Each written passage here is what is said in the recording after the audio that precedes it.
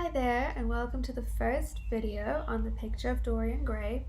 In today's video we're going to start with chapter 1 and go through to chapter 5. We're going to be discussing some key plot lines, characters, themes, messages and symbols throughout this video. And this video is made with the understanding that you have read the novel, that you've grappled with it, and that now you need to just a little revision on all of the different plot lines and characters, and that you're taking the opportunity to delve deeper into the themes and really have some insightful comments to say in your essay about this novel. So let's begin with chapter 1. So in terms of plot, this chapter is Basil and Henry talking, and they are admiring the painting of Dorian Gray as they chat. And Basil tells us that he doesn't actually want to display this portrait of Dorian Gray because he feels that he's put too much of himself into it. And then we get a really great insight into Henry or Harry as a character early on from this early chapter. And this is one of my favorite quotes about Henry that Basil says, because I think it really encapsulates his essence. He says, "You never say a moral thing, and you never do a wrong thing."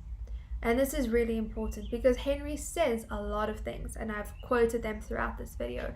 He says a lot of weird riddles, and he has all these comments about life. He is very opinionated about life and how you should be living your life, and yet he does not do any of those things. He does not apply any of those things in his actual everyday life.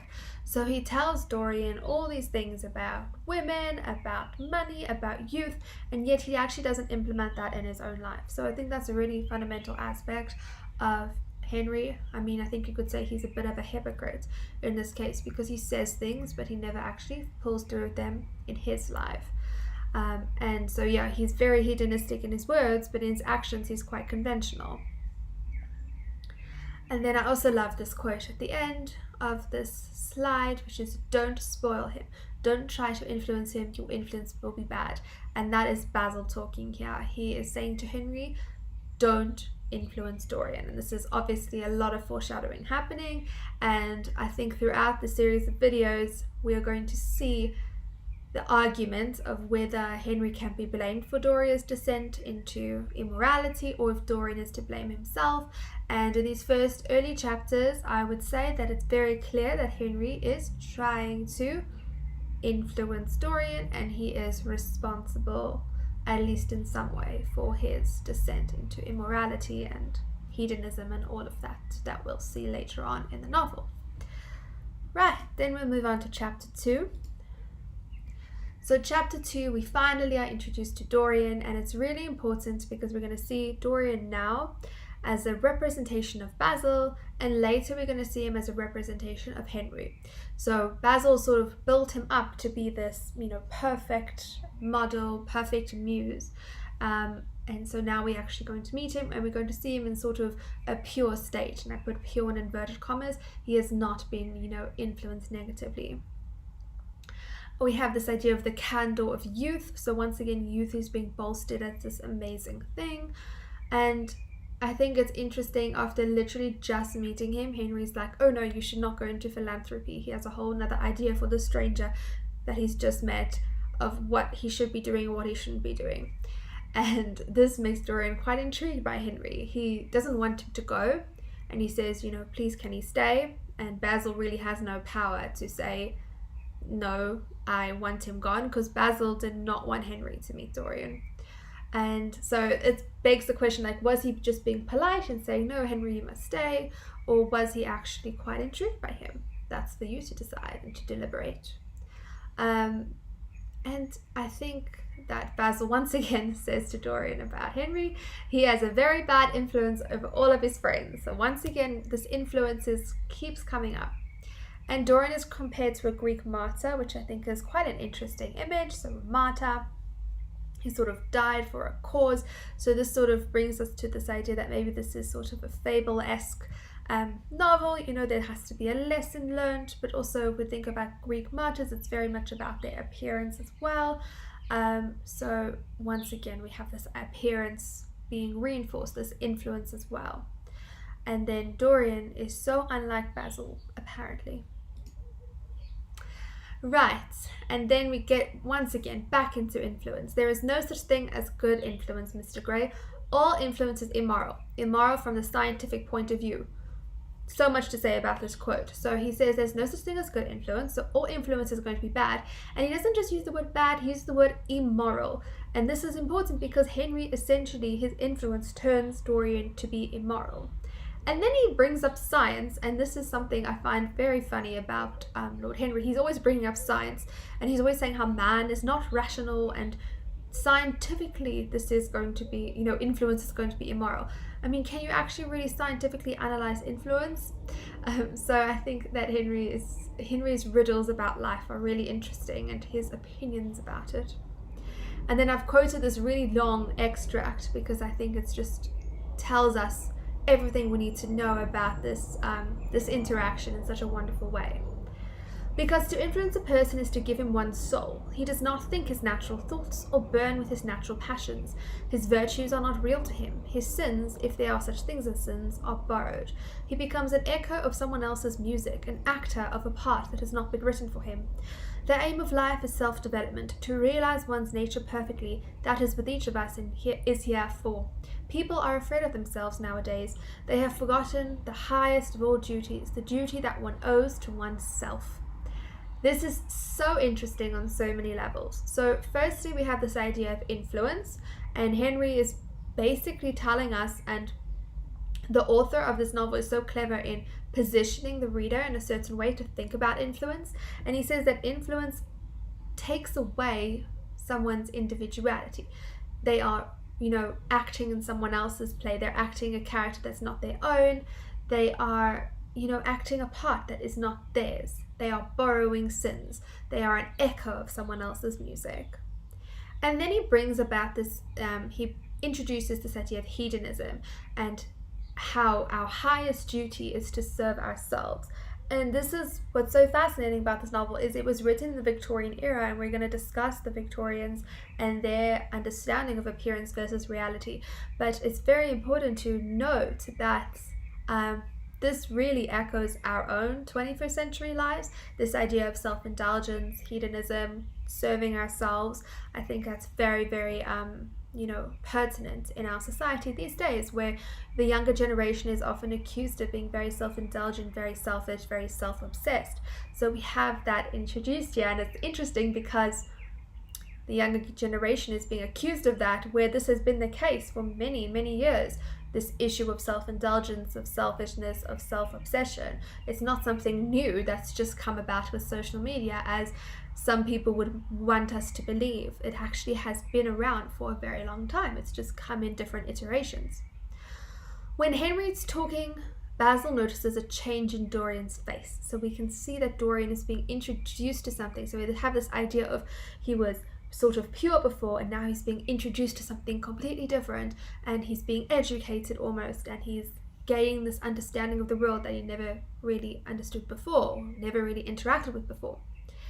And then Henry has, wonderful philosophies about life here as well. He says, every impulse stews in the mind and poisons us. Action is a mode for purification. The only way to get rid of temptation is to yield to it. So he's basically imparting his hedonistic thoughts and opinions on Dorian, and he's saying that if we have impulses, convention tells us, tradition, conservativeness tells us that we should, bottle these up. That doesn't, we shouldn't act on our impulses. And he's saying, no. Action is a mode for purification. So we must yield to our temptations. We must give in to our temptations, and we should act on our impulses. And that's when Dorian stops Henry. He's quite overwhelmed and bewildered about what Henry's saying, because essentially Henry is saying the complete opposite of what Dorian has ever known and what has always been taught to him. So he's like sort of overwhelmed by it, and he feels like his words are magical yet terrible, because they're quite inviting. It's this idea of this alternative approach to life. It's quite inviting. I'm going to give in to my impulses, I'm going to yield to temptation. But it's so remarkably different from anything else he's ever experienced, and what he's been taught is moral and correct. And then we have a lovely image here of Henry shooting an arrow in the air, and it had hit its mark.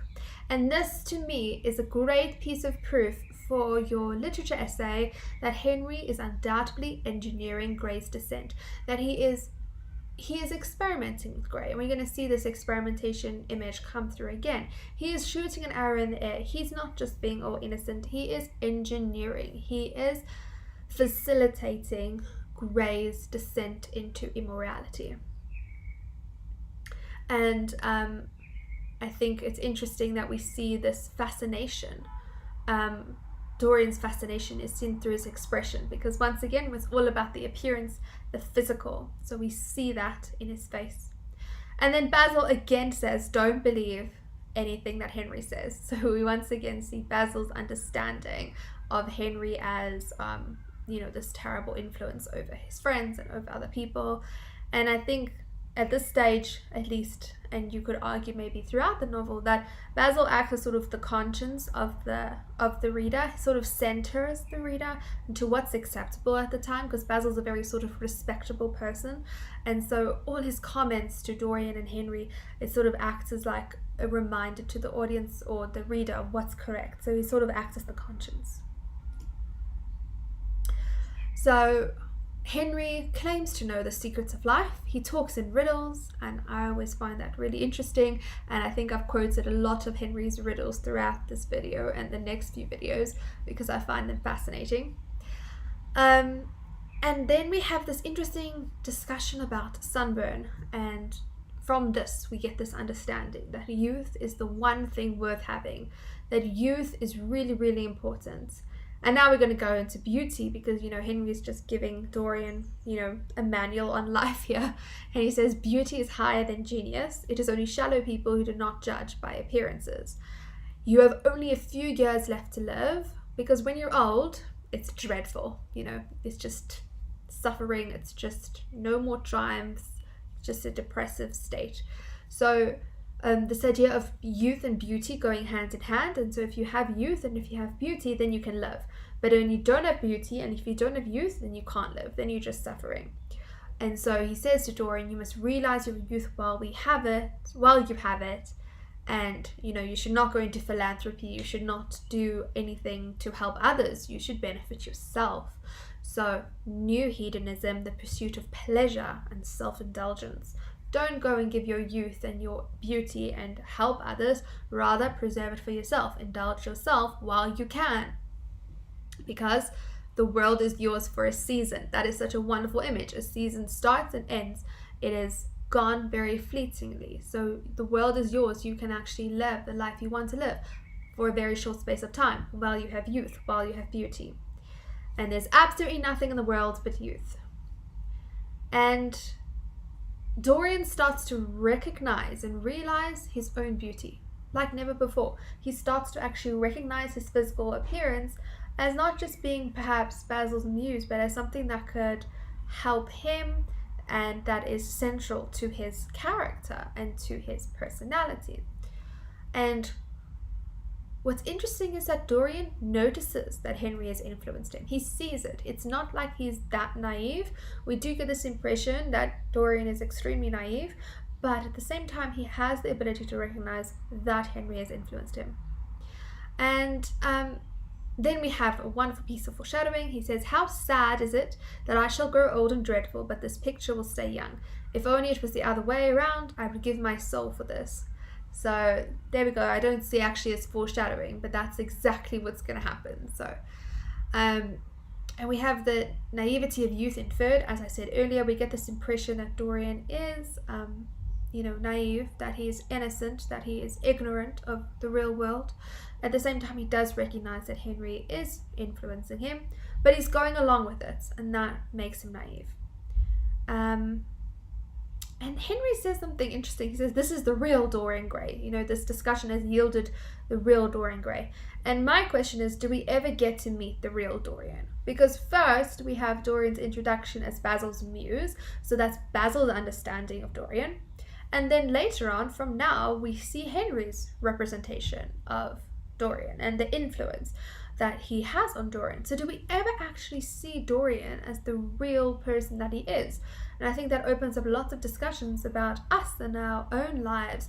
Are we actually pure people in the sense of we don't exist without the influence of others? So what even is our true selves? So that's a little bit philosophical for our discussion, for our analysis of the novel, but just something to think about. That's the beauty of literature, is through these characters we get an understanding, we gain an understanding of different aspects of our own lives. And Basil knows that Henry is responsible for Dorian's, complete change in outlook. And then this is my favorite, when Henry says that man is not rational. That's something for you to think about, because he likes to use these scientific images, but this idea that man is not rational, it points exactly to exactly what's going to happen to Dorian. He turns into this irrational person. And then we have Henry lying to an old friend, so that's also a wonderful introduction to him. And Basil, he's like, don't say things in front of Dorian. And I think it's the idea of, when there's children in the room, you don't want to talk about bad things. So you're like, no, you must protect them. So it's the idea that youth must be protected. It must be, put on a pedestal. And then Basil begs Dorian not to go to the theatre, because Henry has invited Dorian to the theatre. And he says, no, please don't go to the theatre. And we have this idea that Basil, perhaps he's a bystander. That's something for you to decide, how harsh you want to be on Basil. I sort of flip between being really harsh on him and being really understanding of his character, because he knows what Henry's doing to Dorian, and he begs Dorian to not go to the theatre, but at the same time he sort of lets it happen. So is he a bystander in Dorian's descent? That's for you to decide and to find evidence to back up your answers. Chapter 3. So chapter 3, we have this sort of dinner or aristocratic meeting, and we have this understanding that it's a very common practice of the aristocracy just to do nothing. They just seem to do nothing. They're just gossiping and talking about history. And then we get to this crucial theme of appearance versus reality. And in terms of Victorian era, in the Victorian era, it was believed that outer beauty reflected in a innate beauty or inner beauty. So if you were outwardly beautiful, that meant that you were a good person. So if you looked youthful, beautiful, then okay, you have a wonderful personality. If on the other hand you looked ugly and old and whatever, then you were a terrible person. So it's this outer beauty reflecting the inner beauty, and that's central to this novel and to our own lives as well. I feel like it's really pertinent and relevant, because we do have that understanding in our own lives. When we see someone beautiful, we sort of subconsciously assume that they're good people, whereas if we see someone who's perhaps not as beautiful, we sort of question their personality or their intentions more. So this Victorian ideal is not only important in the novel because obviously Dorian is going to get away with a lot just because he's beautiful and he's young, but it also tells us about our own lives and our own understanding of the world. And I think we've got more and more aware of this, perhaps, or maybe not. Maybe this was something that people were aware of in the Victorian times as well. As this novel tells us, this author is very aware of that trope. And then we have Henry getting all information, and then I love this. He says, behind everything exquisite is something tragic. So they're telling the story about this person, and he really revels in the tragedy of it. And then this word awakening, I think we've mentioned it earlier because it keeps coming up, like this idea of awakening, because it's this idea that Dorian's awakening to this new life, to this new understanding of the world. Henry enjoys influencing. He likes when his ideas are echoed back by the youth. And he says he could be fashioned into a marvelous being, could be made a titan or a toy. So that's this idea of Henry orchestrating, being the puppet master, orchestrating and engineering Dorian's descent into immorality. What's he going to be? Let me try this, let me try that, let me be a master experimenter. What's he going to turn out to be? And we have all the duchesses and sirs at the meal, and so we can see the context. We can see that this is very much about appearances, about gossip, not necessarily about truth, but about what appears to be good. and we have a list of all the people that are there and all their fancy titles, and I think that shows us the priorities that Henry has in his life that is going to be passed on to Dorian. And Henry, we can see he doesn't sympathize with suffering. He's like, there's less said about pain the better. And we have this discussion about 19th century historical issues, and then we have sort of our first introduction to women in this novel, which is a whole nother theme in itself. But he says, well, the women we see, they don't really have any strong opinions about the politics. They sort of don't know what's going on. And that's very interesting in this era, because that is obviously assumed in Victorian societies, that women don't, bother themselves with these politics. Because the discussion of women is going to come up later when we talk about Sybil. So think about that as terms of a theme, in terms of a major theme in the novel, is how women are treated, how women are viewed, how women are seen, because obviously this ties into Henry's understanding of his world as well, the hedonistic world, and what women signify in that hedonistic world. To relive one's youth, you must relive one's follies and mistakes, and there's this idea that Gray's under a spell. And then I love this, that Henry is dreadfully demoralizing, but he's also enchanting. I think that's such an interesting word, enchanting. I think he is enchanting.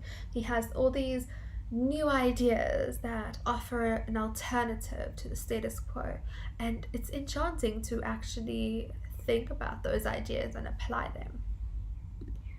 Chapter 4. Henry says, I told you I added so many of his little anecdotes and epigrams into the notes because I just find them fascinating. He says punctuality is the thief of time. So once again, he wants to go against the status quo. He wants to be hedonistic even in time. He doesn't want to be punctual. He wants to take other people's time. He wants to be selfish. We see that he has pictures of Dorian, and he's always making comments like nowadays, which I think is interesting. Nowadays we do things like this, or nowadays people are so whatever.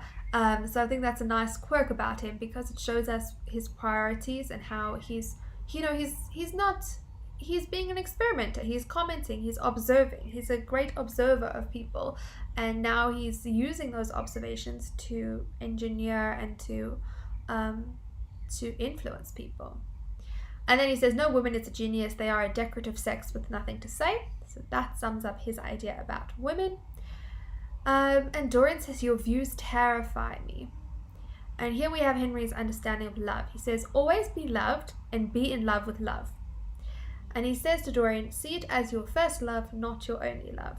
That it's merely the beginning.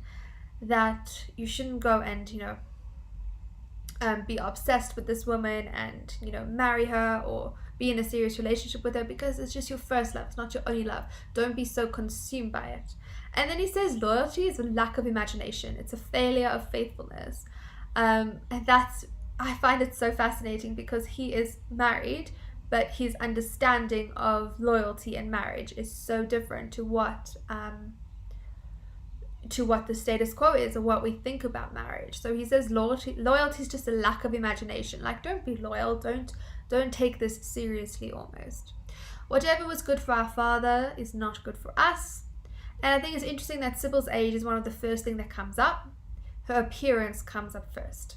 And I think it's a very, great comment or insightful comment about Victorian society, but also our own society, that we care so much about appearances. It's the first thing that comes up. As I'm discussing this, I'm thinking of Henry in terms of how he treats women and how he thinks of women. I'm thinking of like How I Met Your Mother, Barney, and how he understands women to be, and how he fits them into his own narrative. And I think that's a nice modern comparison to make, not in every regard, but just so that you are thinking about it in that way, so you can understand what I mean with Henry's relationship with women and how women fit into his hedonistic picture of the world. And Dorian's completely obsessed with Sybil, but not really with Sybil, but the idea that she's different and that she's an actress. He's seen her in many different roles, but has he actually seen the real her? No, he really hasn't. And we'll see later he calls her by her character's name. He doesn't actually know who she is. He just is obsessed with the idea of her. And then she's playing a role in Romeo and Juliet, so I think that's a nice little bit of foreshadowing. And then this is really a wonderful quote because it shows us that Henry has the power in this relationship. He is going to influence Dorian, and he has no qualms about it. You could have not helped telling me, Dorian. All through your life, you will tell me everything you do. Yes, Harry, I believe that is true. I cannot help telling you things. You have a curious influence over me. If I ever did a crime, I would come and confess it to you. You would understand me. So here we definitely see the power dynamics. We see that Henry is definitely in control, that Dorian is definitely submissive in this relationship, that he has no control. Henry has the power.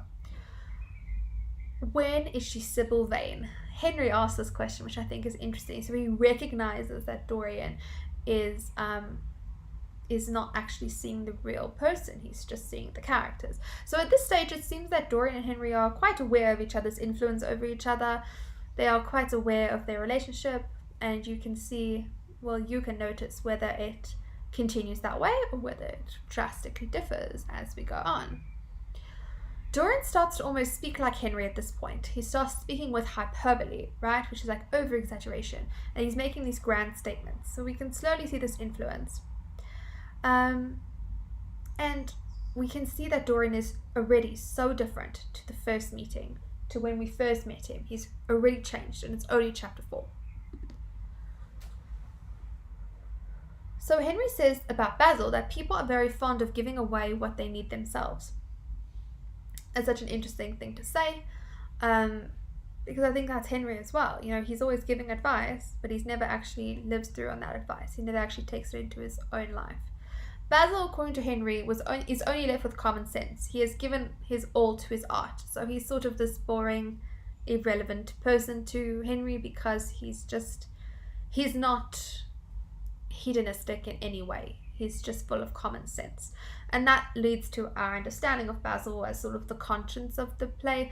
I sort of think of Basil, especially at the beginning, maybe not towards the end, but sort of as a Nick Carraway. He's sort of the narrator, or Nick's the narrator. He's sort of the conscience. He sort of sees what's going on and he observes. That sort of Basil gives the reader an insight into a rational mind, because we'll see Henry and Dorian are not exactly rational.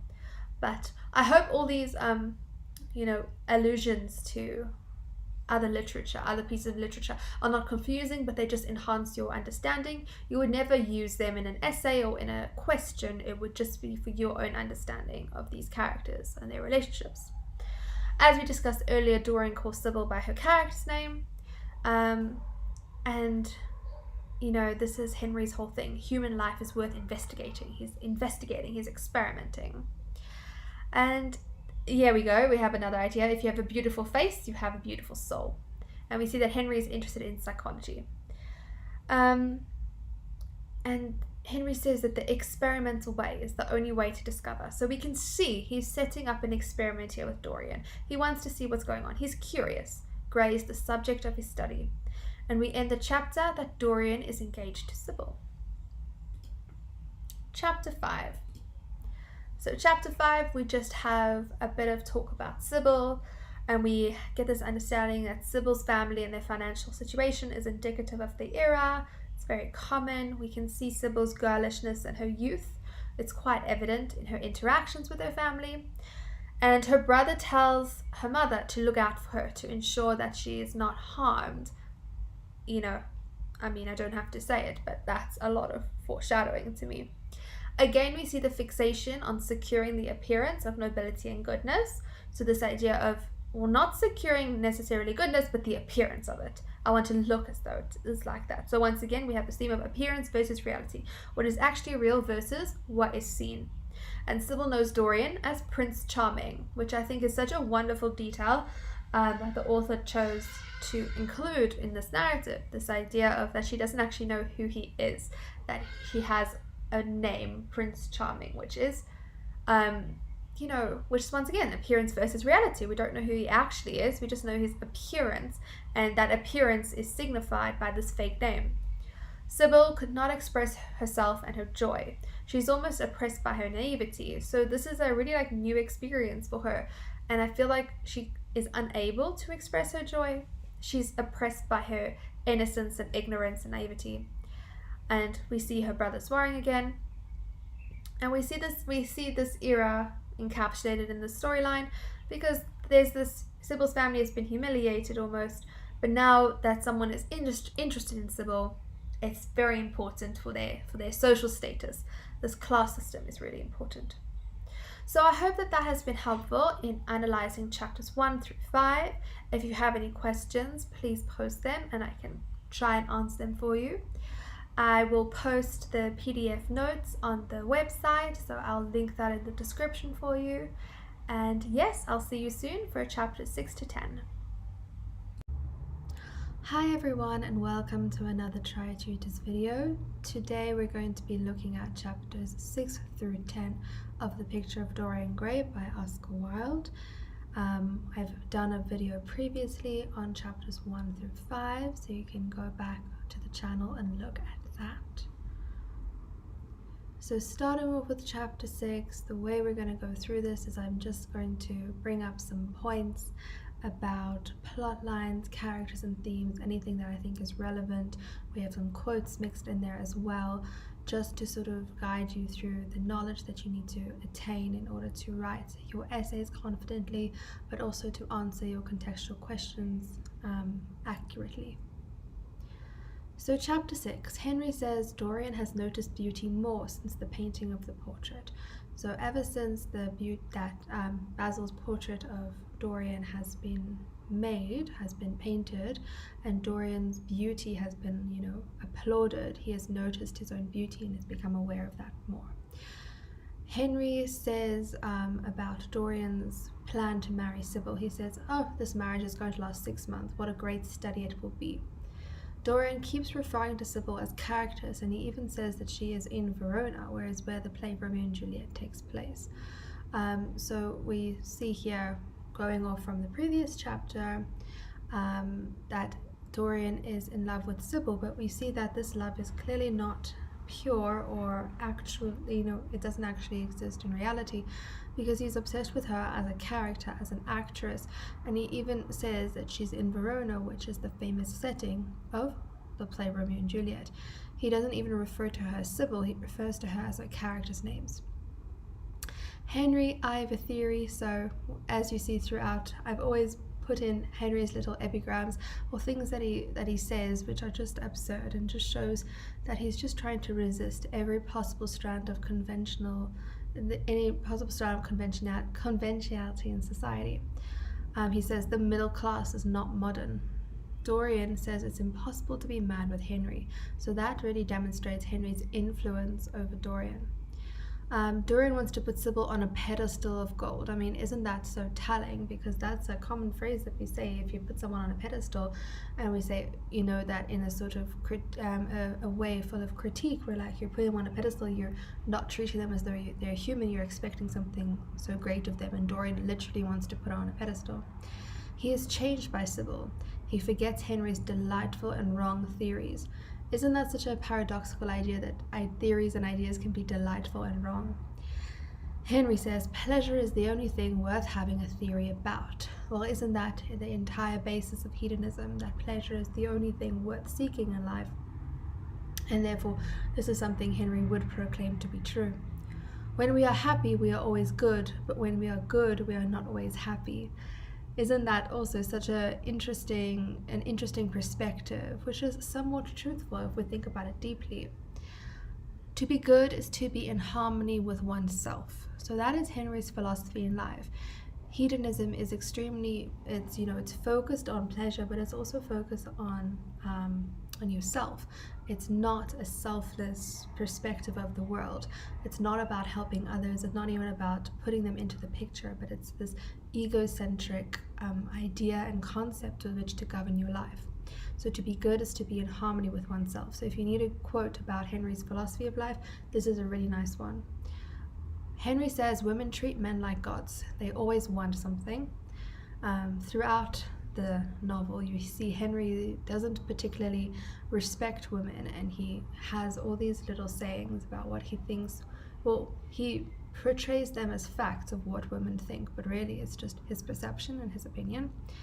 Henry says to Dorian, "You will always admire me as I represent all the sins you don't have the courage to commit." So interesting idea that in order to sin, you need to have courage.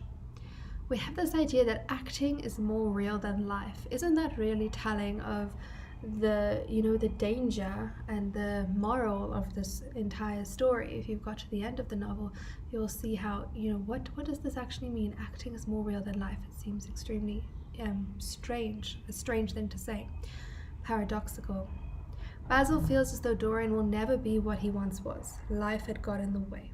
So this idea that he was untainted at first. Dorian was untainted when Basil first saw him and started painting him, and Henry sort of representative of life and cynicism, and how life itself got in the way of Dorian's innocence. Chapter 7. So in this chapter we go to the theatre. Dorian takes Henry to go and see Sybil and her performance, and he's very excited. So we start off when we have this negative representation of the Jewish manager of the theatre. The theatre is described as oppressively hot and doesn't come across as a great environment. Henry is condescending towards the rough people, and he scoffs at the fact that they are being grouped in the same category.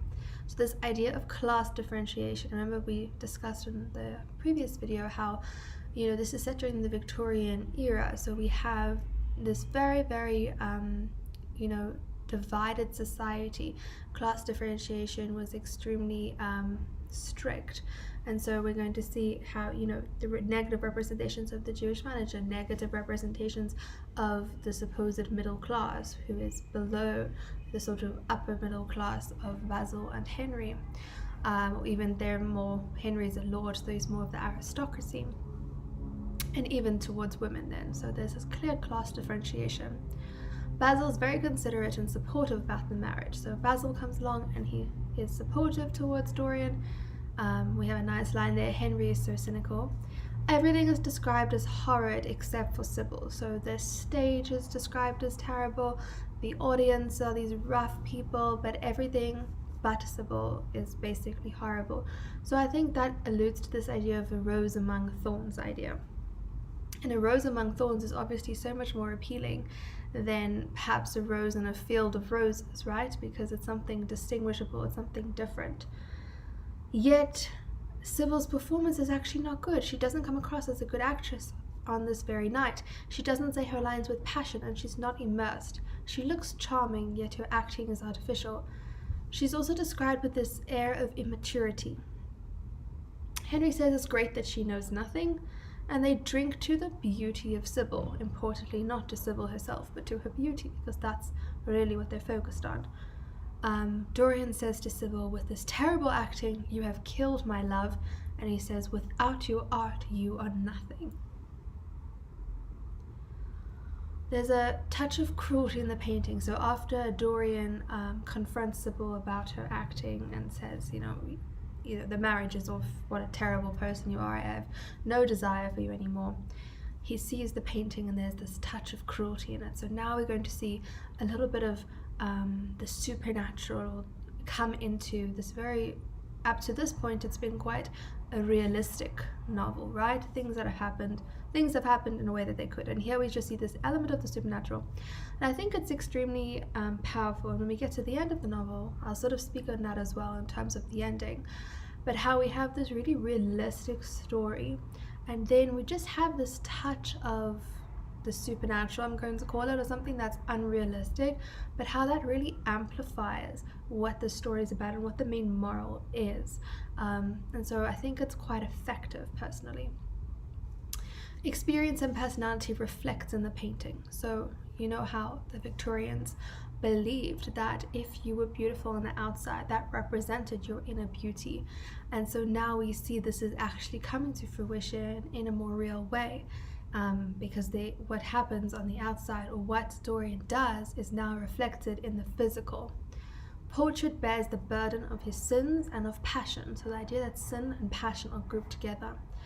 There's cruelty in the mouth that's seen, so maybe that alludes to the fact that he had, he said all these violent words to Sybil.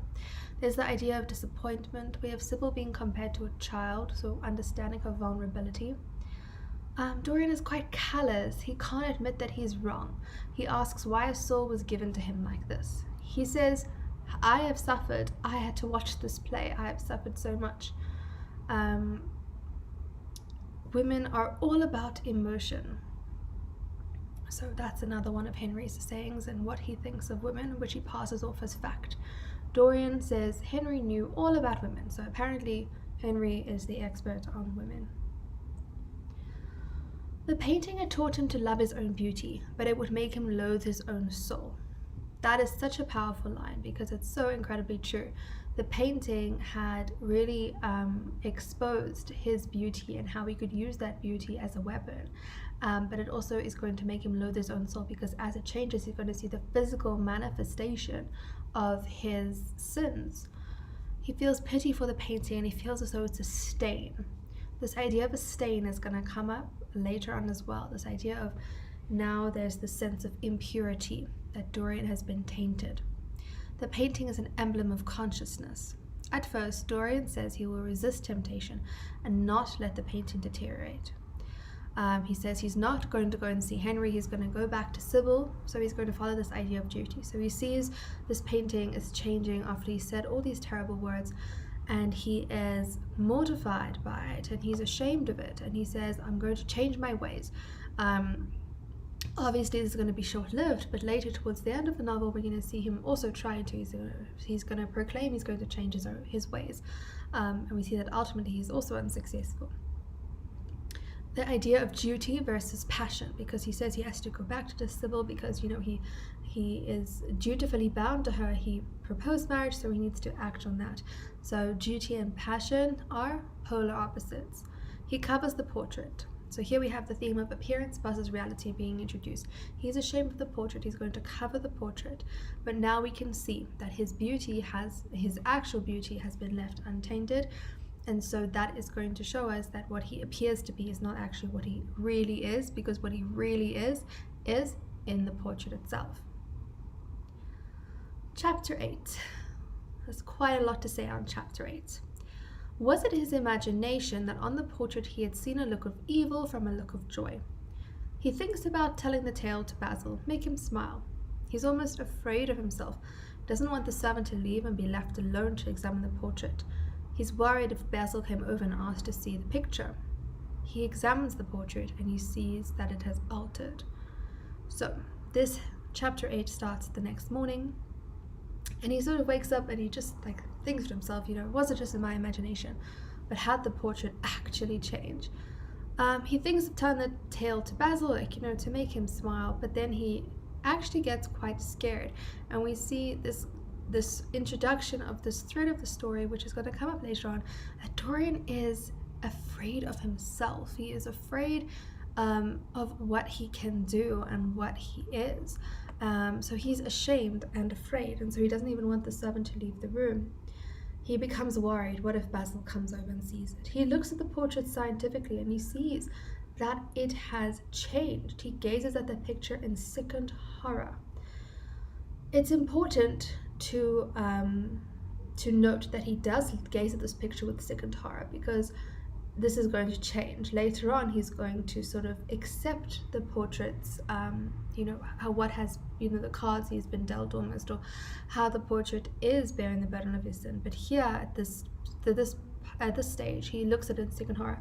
Once he talks to Henry again, he's suddenly all happy-go-lucky, and then he will see he thinks that Sybil did something terrible to him by committing suicide. It's quite ironic because he says it's not too late to make reparations for his behavior towards Sybil. He's like, okay, I'm going to go apologize now, I'm going to do my duty. But we can obviously know that that's not going to happen because Sybil is dead. Dorian changes when Henry appears. Dorian says about the Sybil situation, he says, Sybil's situation taught me to know myself better. I want to be good. Now, to make his soul good, he will marry Sybil. So he's not going to be breaking his word. So this idea that he is going to give in to the duty. He's not going to break his word. He's going to be a good person. This quote, "I want to be good," is important because it shows that he does have this element of goodness at this point, at least. And remember, when you're writing your essay and you need to prove a very typical question you'd get for the Dorian Gray essay question in an exam would be something along the lines of, should Dorian be blamed for his descent and his demise, or is it other people's influence that assists him on this venture? And remember, you can argue either way, but it's just about the proof that you bring. So here you can show the proof that Dorian perhaps is innately good. He does want to be good. He does want to not give in, but he wants to select the duty after he's had the shock of seeing the portrait change. But then he's going to be influenced another way. So just always keep in mind, what is the ultimate thing that I'm trying to prove? And then use all these quotes and all these ideas to prove that stance that you're going to take. He says to Henry, "You cut life to pieces with your epigrams." So the epigrams, those are all the little things he says, this note about this and this comment about this. And so isn't that quite true, that he really cuts life to pieces? He takes out everything of life. He has a cry of pain when he hears that she has killed herself. So he's still human, I've written there. He's still has some sort of feeling and emotion, but we're going to see he's going to chat to Henry now, and now it's going to, by the end of their discussion, he's sort of lost any sort of humanity. He's upset, but it also seems wonderful, because now obviously he has no obligation, he has no duty. He says she had a right to kill herself. She had no right to kill herself. It was selfish on her part. He shifts off the blame. So it's really quite terrible. His reaction to Sybil's death at first is, shocked and horrified. But then he shifts off the blame and he says it wasn't his fault. I mean, how could she possibly do that? She had no right to kill herself. It was selfish. So how, abhorrent is that to say? Henry says, "The only way a woman can help a man is by boring him so that he loses interest in life." Henry says he would not have allowed the marriage, and I wrote there ... because what does he mean by this? What is he signifying? Is he signifying his utter and overall control over Dorian, or is he just being Henry again when he says things that he doesn't follow through? And as we get further on, we're going to notice how Henry says a lot of things, but he doesn't act on them. And Dorian is the one who's actually acting out this hedonistic lifestyle that Henry has so much to say about, but Henry never actually goes through with anything that he says. Dorian admits he can't feel as terrible as he should about the situation. He keeps saying it's a wonderful tragedy, which is obviously an oxymoron, right? When we have, two words that mean opposite things right next to each other. He says it's a wonderful tragedy. Henry says he wishes someone died for his love. He's just the most absurd, terrible man. Henry says women have intellectual stagnation due to memory.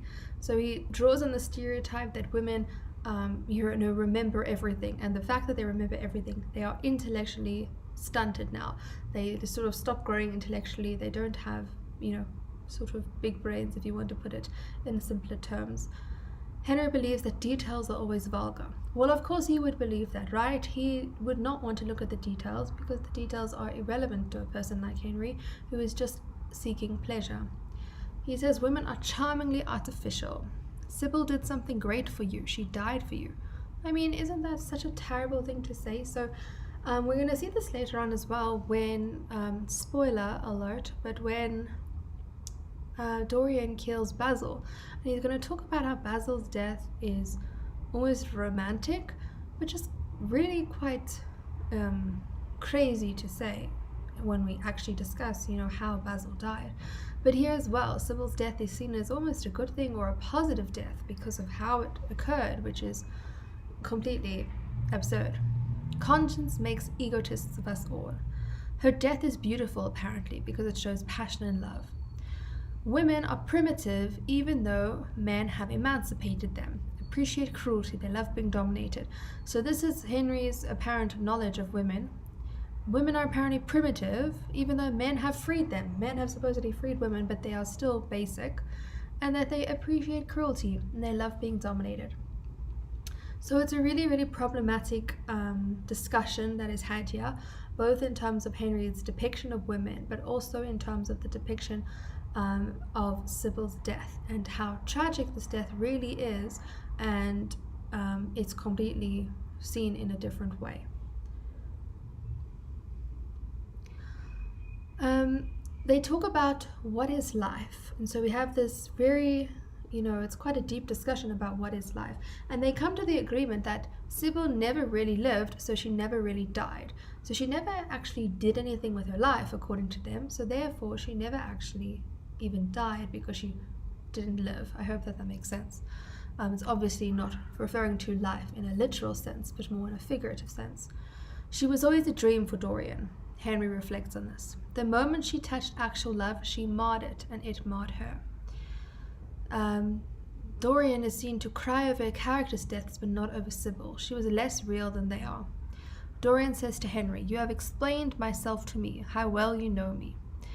The death is described as a marvelous experience. Henry says, "There is nothing with your good looks that you will not be able to do." So we sort of get the conclusion of this tale now of Sybil, and Dorian's going to try and forget about it, live according to Henry's idea that the past is the past. But essentially they argue that she never really lived because she never really died because she never really lived. But also how, because her acting went bad once she had actually fallen in love, and so they reflect on that sort of tragedy. But then Dorian says to Henry, and this really shows Henry's control of Dorian, he says, "You have explained myself to me, how well you know me." So he basically says to Henry that you know me better than me. And this is going to shift later on when Dorian's going to say to Henry, "You don't know everything about me," when he's trying to change. So here we're sort of getting into the real manipulation and the extent of the manipulation. We're going to see how absolutely Henry is going to govern Dorian's life. Henry said, "There's nothing with your good looks that you will not be able to do." Obviously that's the entire foundation or basis of the novel. Dorian says, "What if he becomes haggard? He's concerned. We live in an age that reads too much to be wise and thinks too much to be beautiful." That's another one of Henry's little epigrams.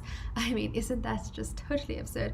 We live in an age that reads too much to be wise. So the idea that reading does not make you wise, and that thinks too much to be beautiful. So this idea of beauty and thought and rationality being diametrically opposed, which is very linked to hedonism. They're sort of best friends now. There's no change in the portrait. So then he comes to the conclusion, Dorian. Remember, he doesn't show Henry this, but this is, whenever he looks at the portrait, he's always doing it alone. It's his secret, right up until later on in the novel. So there's no change in the portrait because it's already changed after Sybil died. She had atoned by dying. Apparently she'd done something terribly wrong by acting badly one night, and she had, been given forgiveness, been granted forgiveness. She died for love.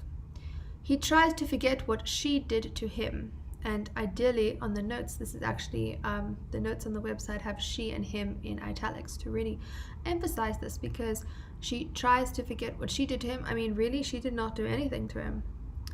The ideas of women manipulation, deception, and trickery. So this idea that she has tricked him, she manipulated him, and so therefore she had to pay. Life and curiosity. So now Dorian makes the conscious decision, and so this is important if you want to prove that Dorian is responsible for his own actions, because he now purposefully decides to pursue youth, sin, and passion. The portrait was to bear the burden of his shame. That's a nice quote as well. It was to become something that was locked away. It was something, it had a sort of, he was ashamed of it, the pity of it. The idea that no human would give up youth. He makes excuses trying to change the curse. And so this can be described in this concept called the Faustian bargain. And this is where you make a pact whereby a person trades something of supreme moral or spiritual importance, such as personal values or the soul, for some worldly or material benefit, such as knowledge, power, or riches. So it's sort of like he sees the opportunity, and then he's justifying it in his head why he's going to pursue youth, why he's not going to actually change this curse and be good. So he's bargaining with himself. He's trading something for something of a different importance. The diametrically opposed idea is morality and pleasure. So the idea that if you are moral, then you cannot seek pleasure, and if you seek pleasure, then you are not moral. And that's, I think, something that happens a lot. It's a sort of a discussion that we're even having, in modern times today. Can morality and pleasure sort of go hand in hand, or are they still diametrically opposed? He accepts that the picture will deteriorate, and that it's a mirror into his soul. He would be safe. That was everything. So this idea that you must be saved from yourself. Remember, we discussed that earlier. So this idea that the portrait is going to keep him safe from himself. He's still going to be fine because he's still going to look on the outside beautiful and pure and innocent. Chapter 9. So, on the night of Sybil's death, he's found out about Sybil's death in the morning. That evening, he decides to go to the opera. So that really shows you Dorian's descent has been absolutely drastic and it's been very quick.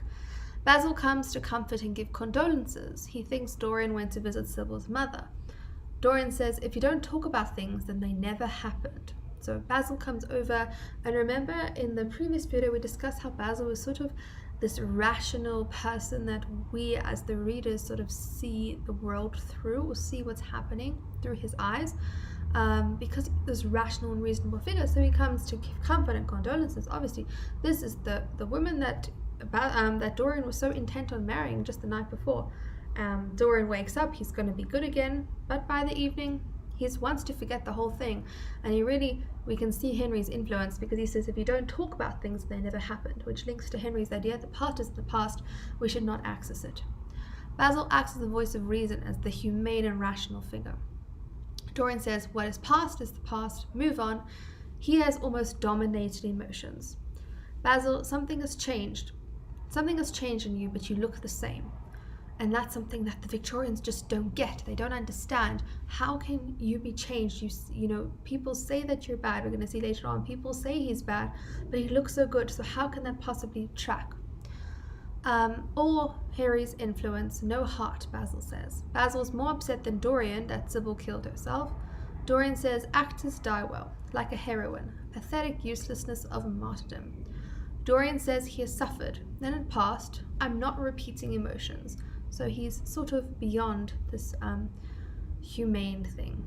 Dorian says Basil came over to console him, yet he finds him consoled, so he's angry. So he says, Basil, you came to console me, you came to comfort me, but I'm already comforted, I'm already consoled, so why are you angry? So he really doesn't get it. Dorian says he has developed. Basil is a rational and comparative figure, so Basil obviously knew him before and after, so we use his eyes and his perspective to compare Dorian's progression.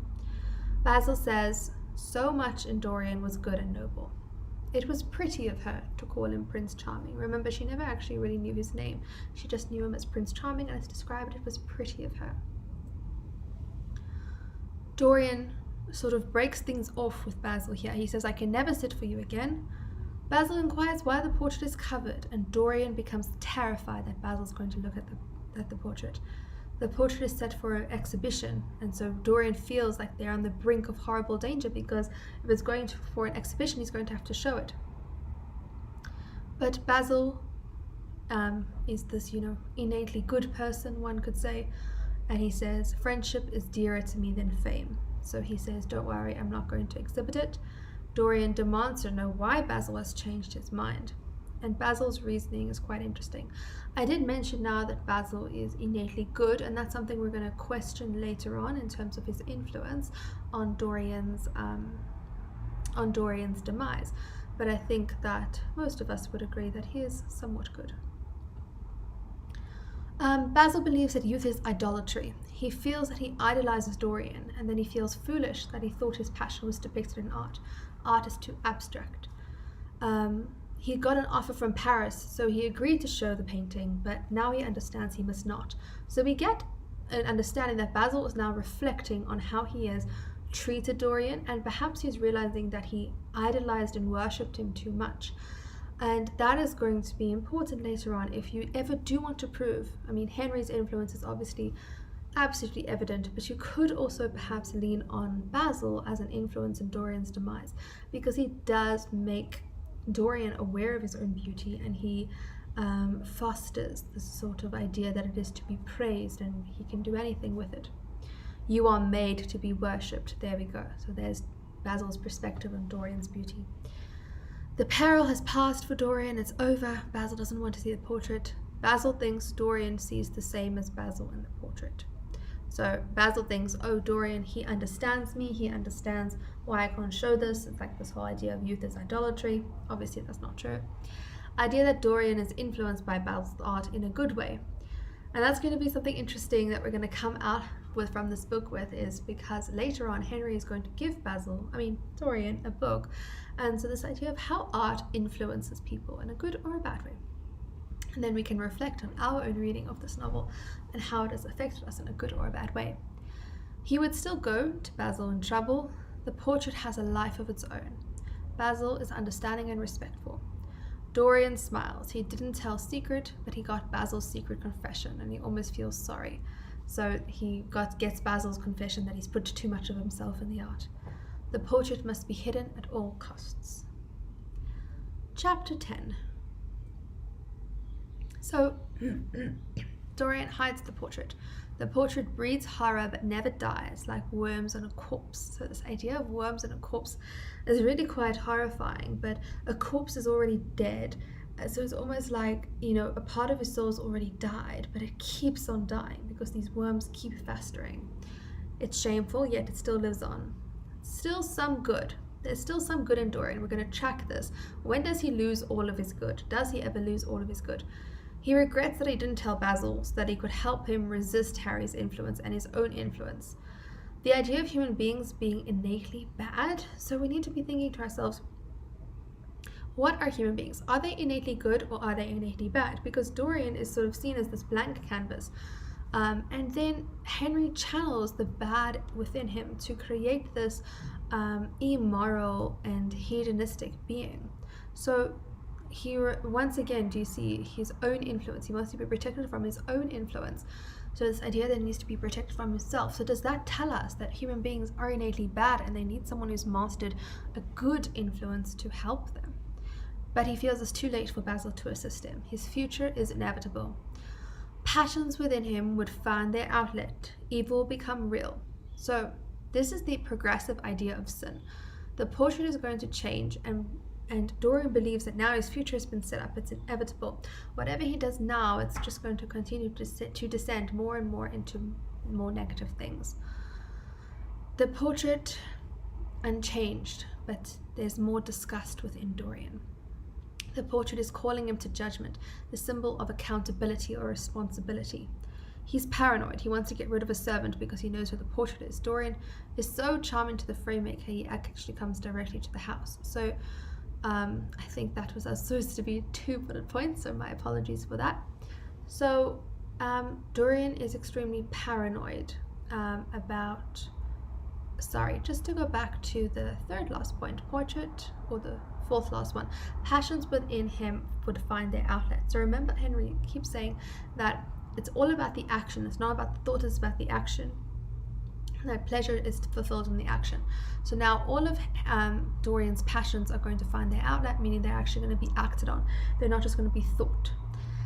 Going back to the bottom. So he becomes extremely paranoid because this is, the portrait represents this symbol of, accountability, responsibility, but also of his shame.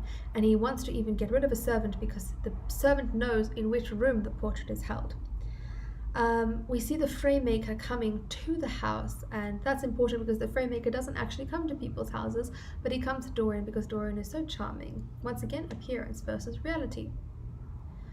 The portrait is heavy, so they're trying to carry it up these stairs, and obviously that has a double meaning because it can be literally heavy, but figuratively it's also carrying his, the burden of all his sins.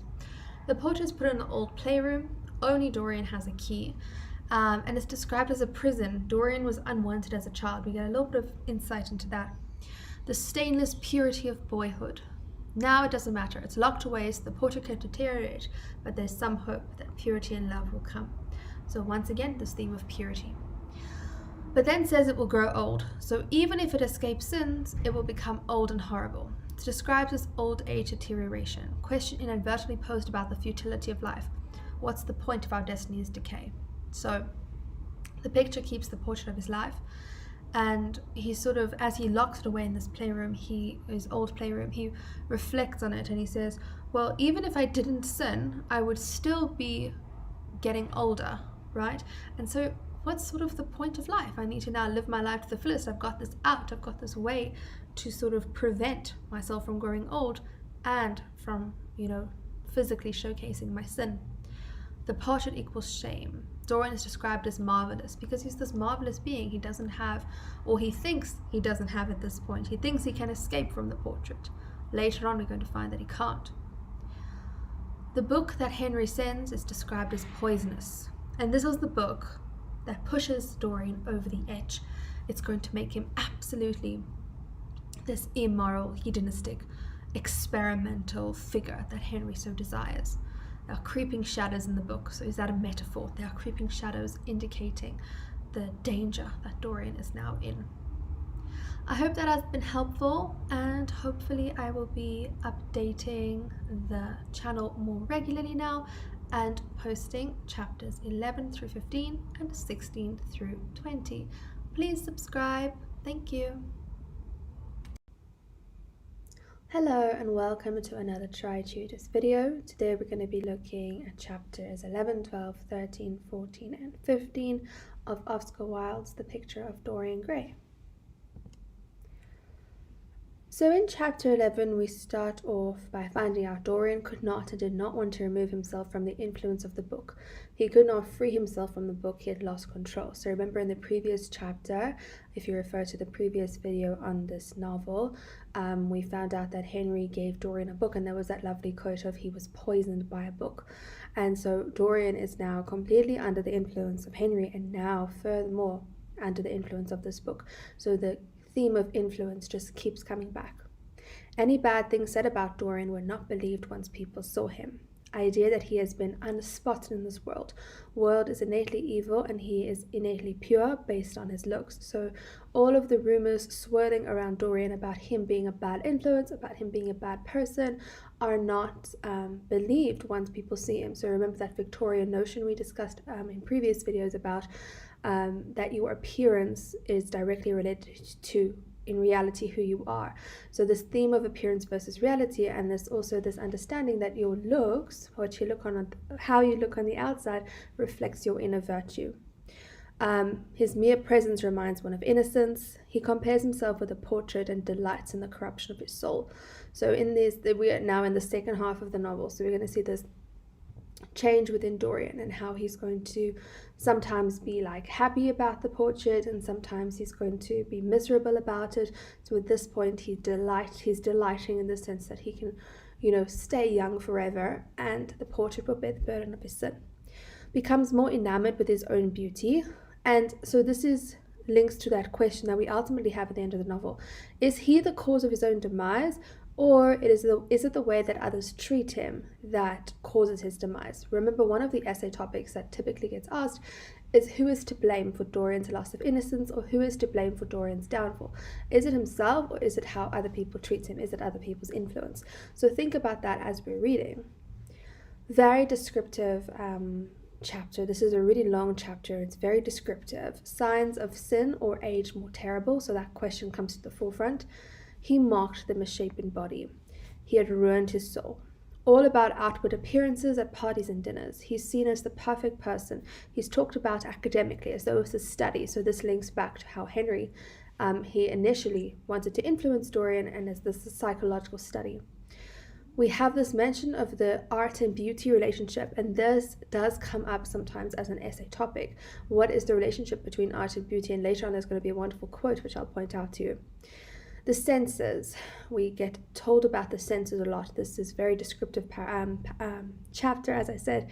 So the senses, when we're discussing the senses, It's a very animalistic thing, right? The five senses, it's something that all animals have, including human beings. It's not something spiritual. Senses, you just are, it's sort of instinctive. And so this leads to the sort of animalistic aspect of our soul, to sort of enforce that Dorian is perhaps not even human anymore. He's just pursuing this hedonistic lifestyle. He's lost all morality.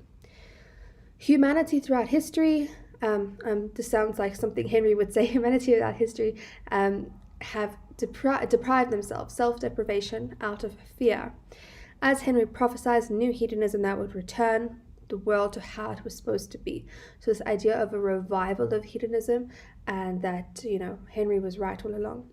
There's the mirror motif that comes up, which is going to be very important later on. So this idea of the mirror, this reflection, the portrait is a reflection of Dorian's soul, and the mirror is obviously the entire intention of a mirror is as a reflection, so that you can see yourself through that.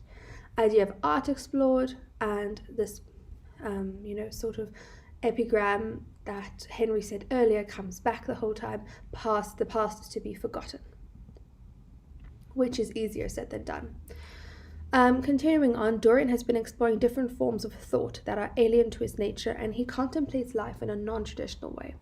It's all about instant gratification. It's all about materialism and pleasure.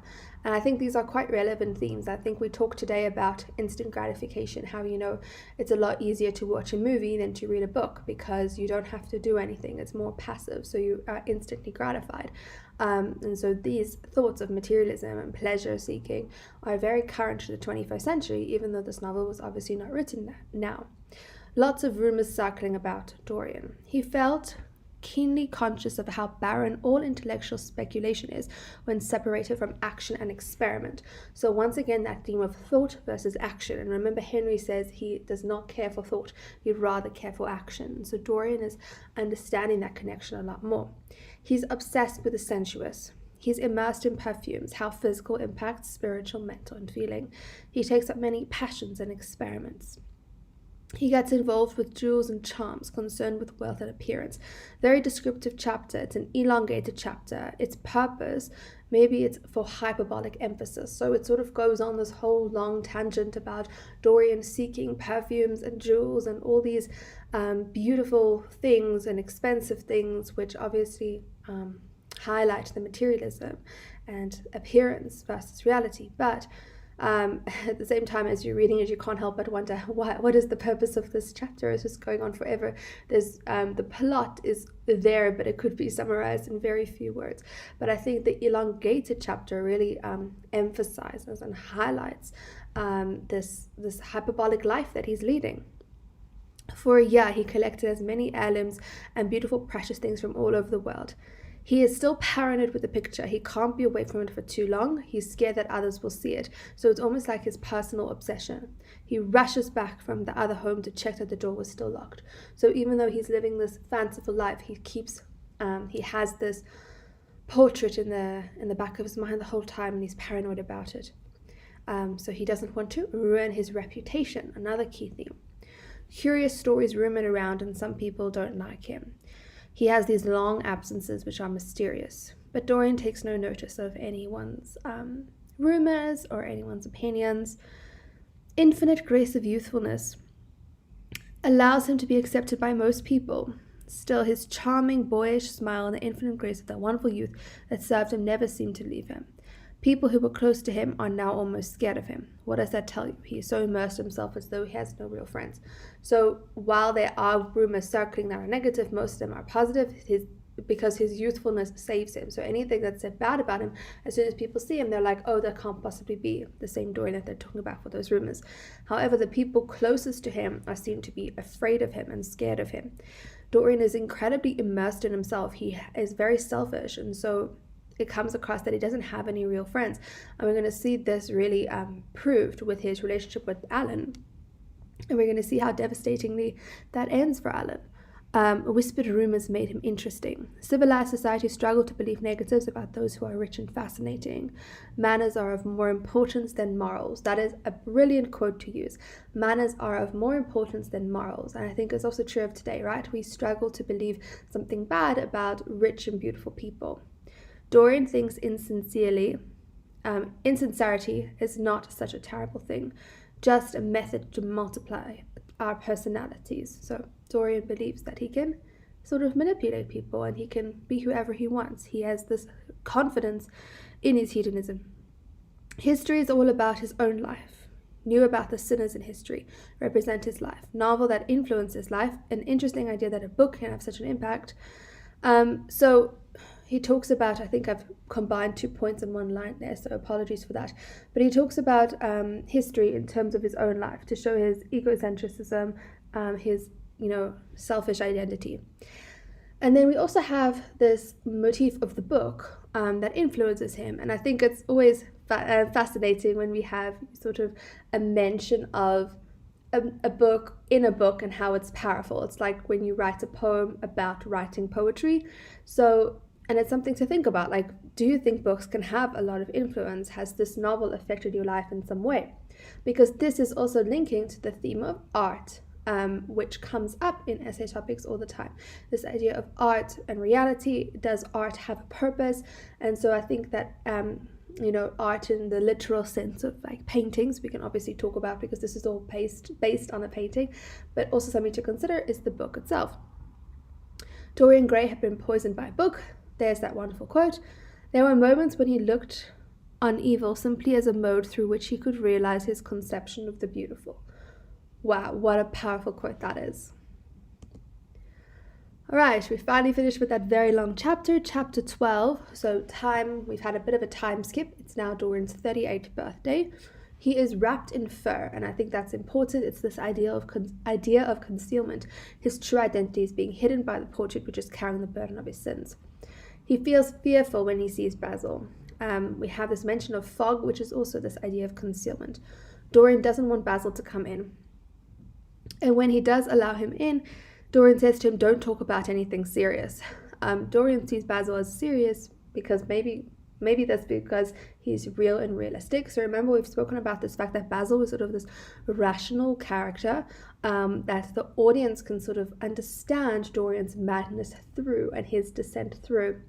And so I think that just is a very telling quote when Dorian says to him, don't talk about anything serious. He says, I'm tired of being myself. Isn't that such a terrible thing to say? But here we see Dorian is now being a little bit honest, a little bit truthful when he's with Basil, that he is tiring of this lifestyle. And Basil has come because he's extremely concerned. He's heard dreadful things being said about Dorian. Idea of a good name, reputation is as important as wealth. Because remember, wealth is, or like the show of wealth, is appearance, and so is reputation. Reputation links to appearance. Now, reputation is not necessarily accurate, not necessarily representative of reality, but it is absolutely essential in order to maintain this Victorian ideal of appearance, representative of your inner beauty. But we see this sort of interesting idea with reputation because Basil says Dorian has a terrible reputation, but Dorian is still sort of being accepted in Victorian society as amazing just because of when people see him, that reputation or those rumors sort of fall away. If someone had a sinful nature, it is seen in their wrinkles and physical deformities, just like we spoke about. Marvelous, untroubled youth. So once again, like this major theme of this novel is youth, and I think it's interesting that it's described in such a beautiful way, marvelous, untroubled youth. And it's just something to reflect on, whether youth is innately marvelous and untroubled, or is it actually more troubled than people consider, especially when people are reflecting on their own youth. It's often shrouded in this sense of mysticism or positivity, when in reality it wasn't as marvelous, as untroubled as it seems. Outer beauty reflects inner morality. That's the Victorian ideal. Dorian, native land of hypocrites. So he talks about the hypocritical society that he lives in. Dorian says ignorant is corrupt and people are hypocrites. Basil says it's correct to judge a person based on the effect he has on his friends. What do we think about that? Do we think that's true? Do you think that we can judge a person based on how he treats his friends or what effect he has on his friends? I think there's some element of truth to that statement. And Dorian talking about people as being hypocrites really talks to this, Victorian society that he's in, the aristocrats as well. So he is dealing with these high and mighty people, and he sees them for their faults. but obviously he's not going to say that to their faces. So a lot of truth comes out in his discussion with Basil that wouldn't have come out perhaps to Henry, or maybe because it's taken seriously by Basil. The portrait is almost like a diary, so it's almost a journal. It's been recording Dorian's demise. Basil's so invested in helping Dorian, he actually misses his train. Basil says to Dorian about Dorian's friends, you have filled them with a desire for pleasure. You led them there. So this is an interesting turn of events. Now Dorian is the influencer.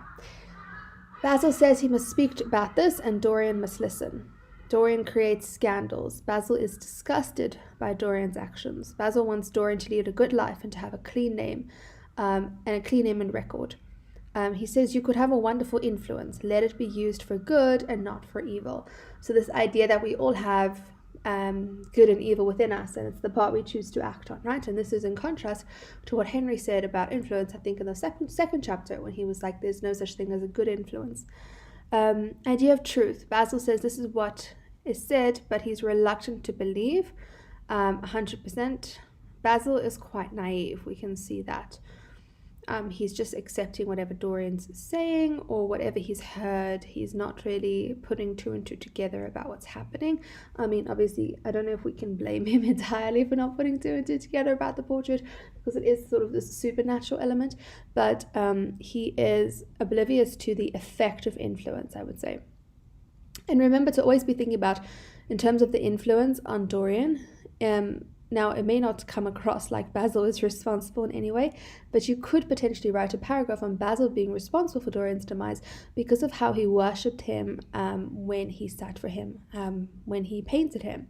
So just think about that, because, I mean, this chapter we're going to feel a lot of sympathy, or the next chapter, a lot of sympathy for Basil, but just think about maybe his potential role, however small, it can be useful to write in an essay. Because remember, in an essay you don't necessarily have to write what you believe, but what you have the most proof for. He looks on corruption, he looks on the portrait. Dorian stamps his foot, which I think still shows his immaturity. He shares the burden by showing Basil the portrait. The portrait is his soul. But Basil looks at Dorian with pity. Basil wants an answer whether Dorian is corrupt or if he will deny the charges. Chapter 13. So they are now going to look at the portrait, and they go into a dark room with a lamp. So dark room, obviously symbolic, lamp, obviously symbolic as well. Now he's going to share the light. The room is covered in dust. The portrait is behind a curtain, and Basil says, you are mad, Dorian. Dorian is said to speak cruelly. Basil reacts in horror, disgust, and loathing when he sees the portrait.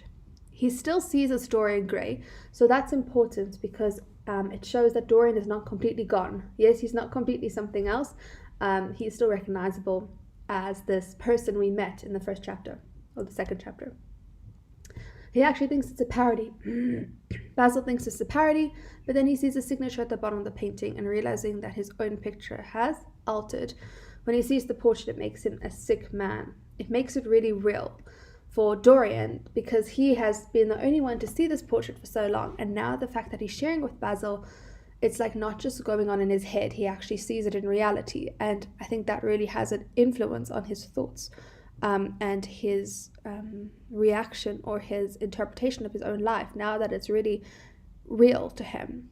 Dorian is despondent, like watching a play. He's not even present anymore. So while I think he has some effect on his psyche, he's not really reacting to anything. He has lost his humanity. Dorian. Basil taught him to be vain about his look and then introduced him to Henry. Is this Basil's fault? Like we were talking about earlier. Basil tries to scientifically determine the demise of the painting. Dorian is described as a young man. The portrait has destroyed me, he says. Dorian says, can't you see your ideal in it? He says, it's the face of my soul. And Basil says, it has the eyes of a devil. Dorian says, each of us have heaven and hell in him. Isn't that quite true? We all have good and bad within us. The portrait is what Dorian has made of his life. This idea of evil coming from within, we have this comparison to a corpse again, so a little bit of foreshadowing perhaps, but also just signifying the loss of morality and its association with death. Basil tries to pray and get Dorian to as well, and Basil proclaims, "I worshipped you too much. I am punished for it. You have done enough evil in your life. My God, don't you see the accursed thing leering at us?" So Basil is absolutely horrified, and he tries to get Dorian to repent, and Dorian is going to react in a mad passion. Suddenly an uncontrollable feeling of hatred for Basil Hallward came over him. He stabs Basil very many times, and I think it's so interesting to note that the intent to kill him and the action of killing him all happens within one paragraph. It happens really quickly. So it's not like, okay, he's been thinking about how he's going to kill Basil for a long time, or he sort of considers and weighs out his options. Like, the thought comes to him and he just acts on it very, very quickly. Dorian has completely lost his humanity. He refers to the dead Basil as a thing. The friend that had painted the fatal portrait to which all his misery had been due had gone out of his life. And we're going to see now Dorian really not taking responsibility for Basil's death and not acting in the remorse way we would expect a human being to react. I mean, obviously, it's not really humane to kill anyone in the first place, but he absolutely has no remorse, which is, further jarring. Chapter 14. Dorian sleeps peacefully. He has just killed a man, yet he sleeps peacefully, so we can see his utter lack of humanity. He thinks about the servant, but youth smiles without any reason. It is one of its chiefest charms. So once again, this comment about youth, a nice quote. He still feels a loathing for Basil. No remorse at first. Poor Basil, what a horrible way for a man to die. Still no remorse. He can't take responsibility or blame. He says, oh, what a horrible way for a man to die, but he actually killed him. At last he got up and began to pace up and down the room, looking like a beautiful caged thing. So this is a really interesting comparison. What is he caged by? Is he caged by his youth? Is he caged by the portrait? Is he caged by hedonism? Is he caged by influence? Think about all the different things that he's caged by. Dorian waiting on Alan and fretting about time. And this fretting about time can obviously be seen literally, but I think it also links to this theme of youth, running out of time to explore or to enjoy your youth. The relationship with the chemist Alan is implied, but it's not really elaborated on in terms of its nature. Alan does not want to tarnish his reputation and says that Dorian is responsible. Alan implies that Dorian drove Basil to commit suicide. So this is interesting, a little bit of foreshadowing as well, because Alan later is going to commit suicide, and we can link it back to Dorian's influence in his life. Alan wants nothing to do with the murder, but won't turn him in. This is interesting. So Dorian calls Alan to get rid of Basil's body because Alan is a chemist, and Alan wants nothing to do with this, but even though he knows that Dorian has murdered someone, he's not going to turn him into the police. And I think this speaks to the effect of Dorian in terms of maybe Alan, like he doesn't want to, he just feels obliged to Dorian, but I think also no one would believe him if he said so, because Dorian has such an influence over people. Dorian acts desperate. Then he writes something on a piece of paper and gives it to Alan. And there's this complete change in power dynamic, because now it's not Alan being moral and looking down on Dorian. Dorian now has written something. He's blackmailed Alan, and it's almost like Dorian goes evil and he's going to do whatever it takes to get what he wants.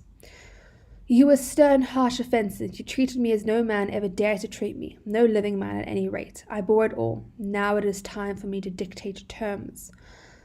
To which Alan replies, you have gone from corruption to corruption, and now you have culminated in crime. So Dorian is completely unreasonable, the way he speaks to Alan. Obviously, we don't know what happened, but from what we've read, we can assume that this is not entirely the case, what Dorian says, but Alan's words seem quite truthful. Associating with Dorian clearly leads to bad things if you haven't associated with him in recent years. Alan was a chemist with a passion for music, but after being with Dorian, he's said to have changed and lost his passion. Quite suspicious. Dorian tells the servants not to get white orchids. So that's symbolic, white meaning purity. Dorian has lost his purity now. And isn't youth and purity supposed to go together? Well, we see now that they may not be the same thing. Dorian realizes he forgot to cover the portrait for the first time ever, and he visibly shudders. The portrait is more horrible than before. Campbell does his work, and Basil has disappeared. So he has, I don't really know how else to describe that. He has disappeared. The evidence of the murder is gone. It is never revealed what was on the paper. Just as Dorian's life is shrouded in unethical and immoral mystery and prohibition, probably received the information from a sketchy place. So this just idea that we'd never get to actually figure out what was on the paper, and this is significant. It really ties into Dorian's entire life of being shrouded in mystery. And chapter 15.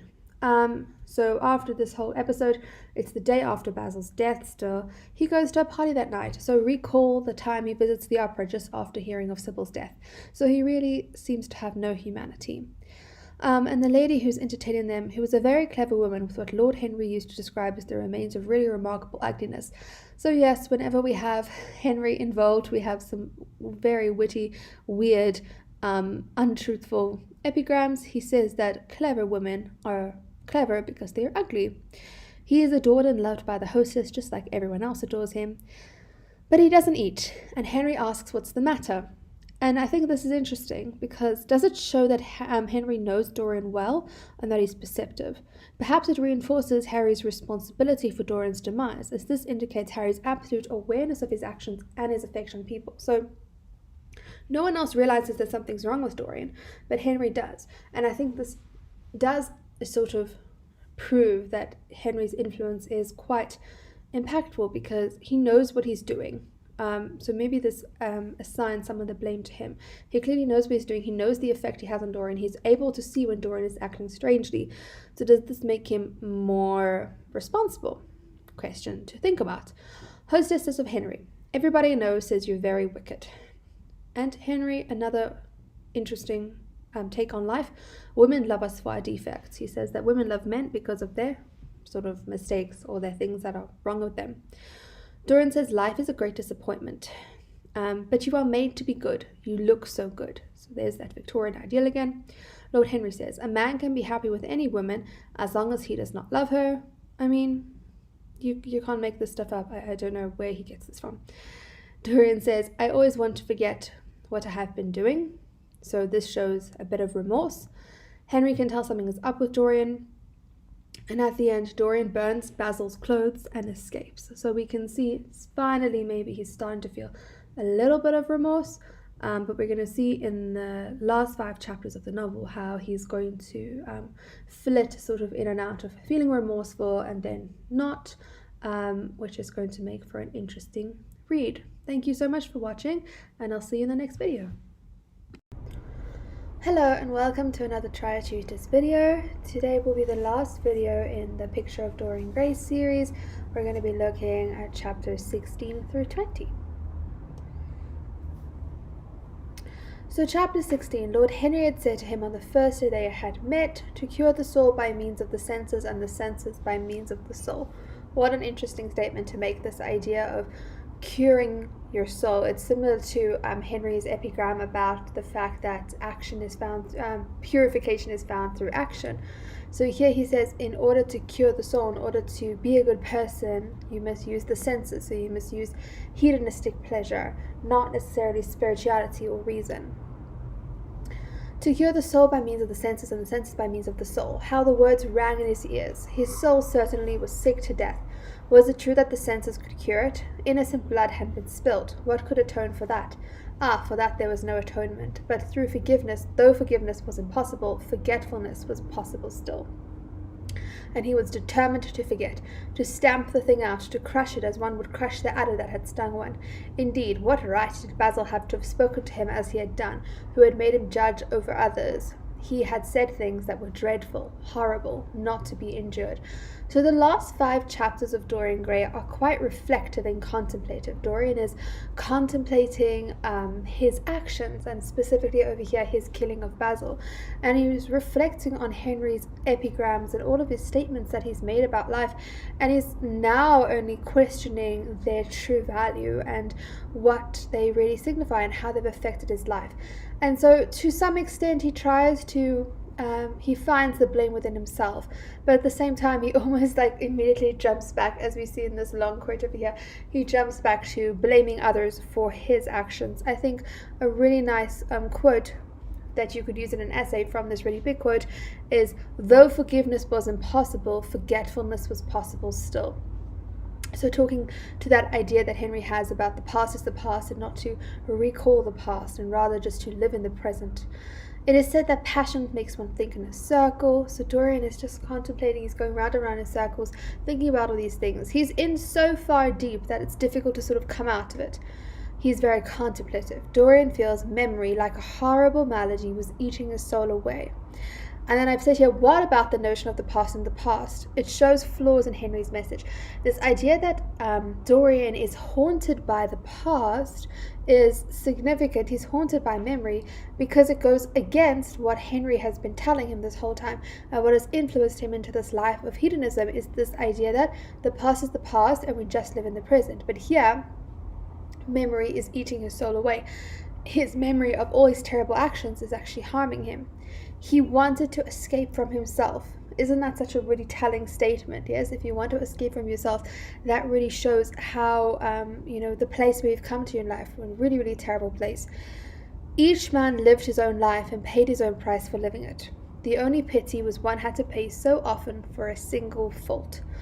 This is a really wonderful statement if you think about the sort of aspect of life that one decision leads into another. That one thing that you do has many repercussions. And remember, Henry says that there should be no repercussions to your actions. And the lifestyle that he influences Dorian with, and he puts in front of Dorian's face and really charms him into believing, is the fact that there are no consequences for your actions. You don't even have to think about your actions because once they're done, they're done. And so in this chapter we see Dorian reflecting and thinking maybe that's not necessarily true. And here he says for a single fault that he made, he's paying the ultimate price. And now we have this sort of very seedy, sketchy setting, and this is when James Vane, who is Sybil's brother, confronts Dorian because he heard the nickname Prince Charming. Remember, Sybil knew Dorian as Prince Charming. He overhears the nickname and he confronts Dorian, and he drags him into the street, and he's about to maybe hurt him or attack him, or actually is going to kill him. He has a gun, and Dorian says, how could it be me, whoever you're talking about? How long has it been? And James Vane says it's been 18 years. And then he realizes, oh shoot, this actually can't be the same guy who hurt Sybil so badly, because he looks the same as he did 18 years ago. He hasn't aged at all. He still looks so young, so he can't possibly be the person who he was thinking of, who hurt Sybil so badly that she committed suicide. And he sees him under this lamp. And the lamp is an important motif because a lamp is symbolic and representative of light and truth. But here it's used ironically because he sees him under the light and then he's like, oh, okay, can't possibly be you. So here it's a superficial light. Because the light is actually not revealing the truth, it's revealing this lie and this fake Dorian who is not actually supposed to look in this way, but is looking this way because the portrait is bearing the burden of his sin. So it's quite an interesting, ironic use of the lamp motif. A lady within this place, I think it is an opium den, if I'm recalling this correctly, he tells James that Dorian made a deal with the devil and that he's a terrible man who has not aged. And so the implication of these sort of hurtful words that she says implies that maybe Dorian has ruined this woman's life in some or other way. Chapter 17, Henry says, names are everything. I never quarrel with actions. My one quarrel is with words. That is the reason I hate vulgar realism in literature. So once again, some of his extraordinary tales. And so here we can see that Dorian has not stopped associating with Henry. He's still associating with him, even though he's contemplating and questioning Henry's influence over him. So this idea that names are everything and that actions are important is significant, because what are names? Names are appearance. So Harry's saying he values appearance over actual truth or any sort of reality.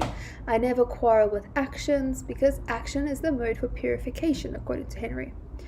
The Duchess tells Henry he values beauty too much, and Henry says, in one of his very interesting perceptions of life, I admit that I think it is better to be beautiful than to be good, but on the other hand, no one is more ready than I am to acknowledge that it is better to be good than to be ugly. So he says it's better to be beautiful than to be good, and he'd rather be good than be ugly. Dorian faints because he thinks he saw James Vane, so now he has someone after him, and so he is extremely worried. James Vane represents his only chance at redemption. It is sort of his conscience that is coming to haunt him. And we're going to see in the next chapter how he contemplates this and how he's afraid of James Vane, but he's also afraid of himself. So this really sort of mirrored approach to his to what's seeking to actually teach him a lesson here. So it's his chance of redemption, to actually pay the price for what he's done, and it's his conscience calling. Chapter 18. Dorian is sick with a wild terror of dying, and yet he is indifferent to life itself. So he really is worried about James Vane coming to kill him, but at the same time, he recognizes that his life is not something that he is enjoying anymore. And even further than that, he just feels indifferently and apathetic towards life itself. But he's still quite worried about dying. Actual life was chaos, but there was something terribly logical in the imagination. Doesn't that tell you so much? If your reality is chaos, but imagination is logical, because ultimately when we think of imagination, we think of, chaos and craziness, like you can be anything you want to be. There are no limits, there are no boundaries. And so here he has inverted that entirely, just like his entire life has been inverted through this portrait bearing the burden of his sin, that he has not aged. His entire life has been, completely flipped around and subverted.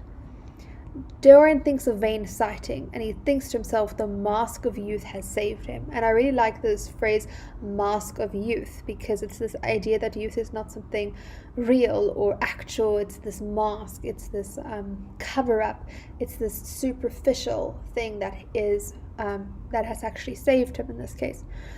And yet, if it had been merely an illusion, how terrible it was to think that conscience could raise such fearful phantoms and give them visible form and make them move before one. So he contemplates whether this was actually just like, a dreamlike thing, a hallucination, or if he actually saw it.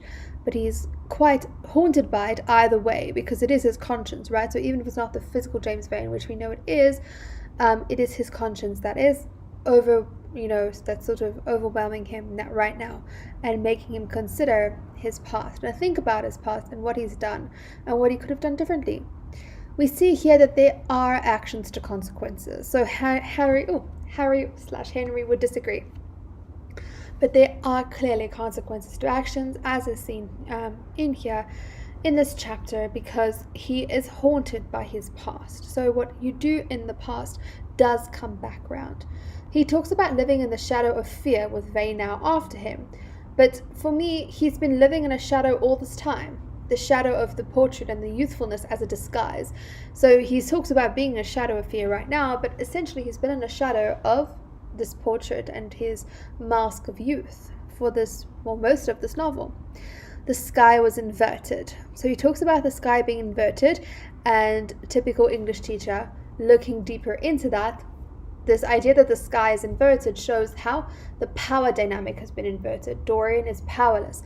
Beforehand, he has so much power. He is the one in control of the situation, and now his conscience is actually speaking to him. James Vane is after him, so the entire power dynamic shifts. Geoffrey kills a man in the bushes. Dorian thinks this is a bad omen. He doesn't really care who it is that died. He's told it's one of the workers. So he's like, it's one of the workers, I don't really care.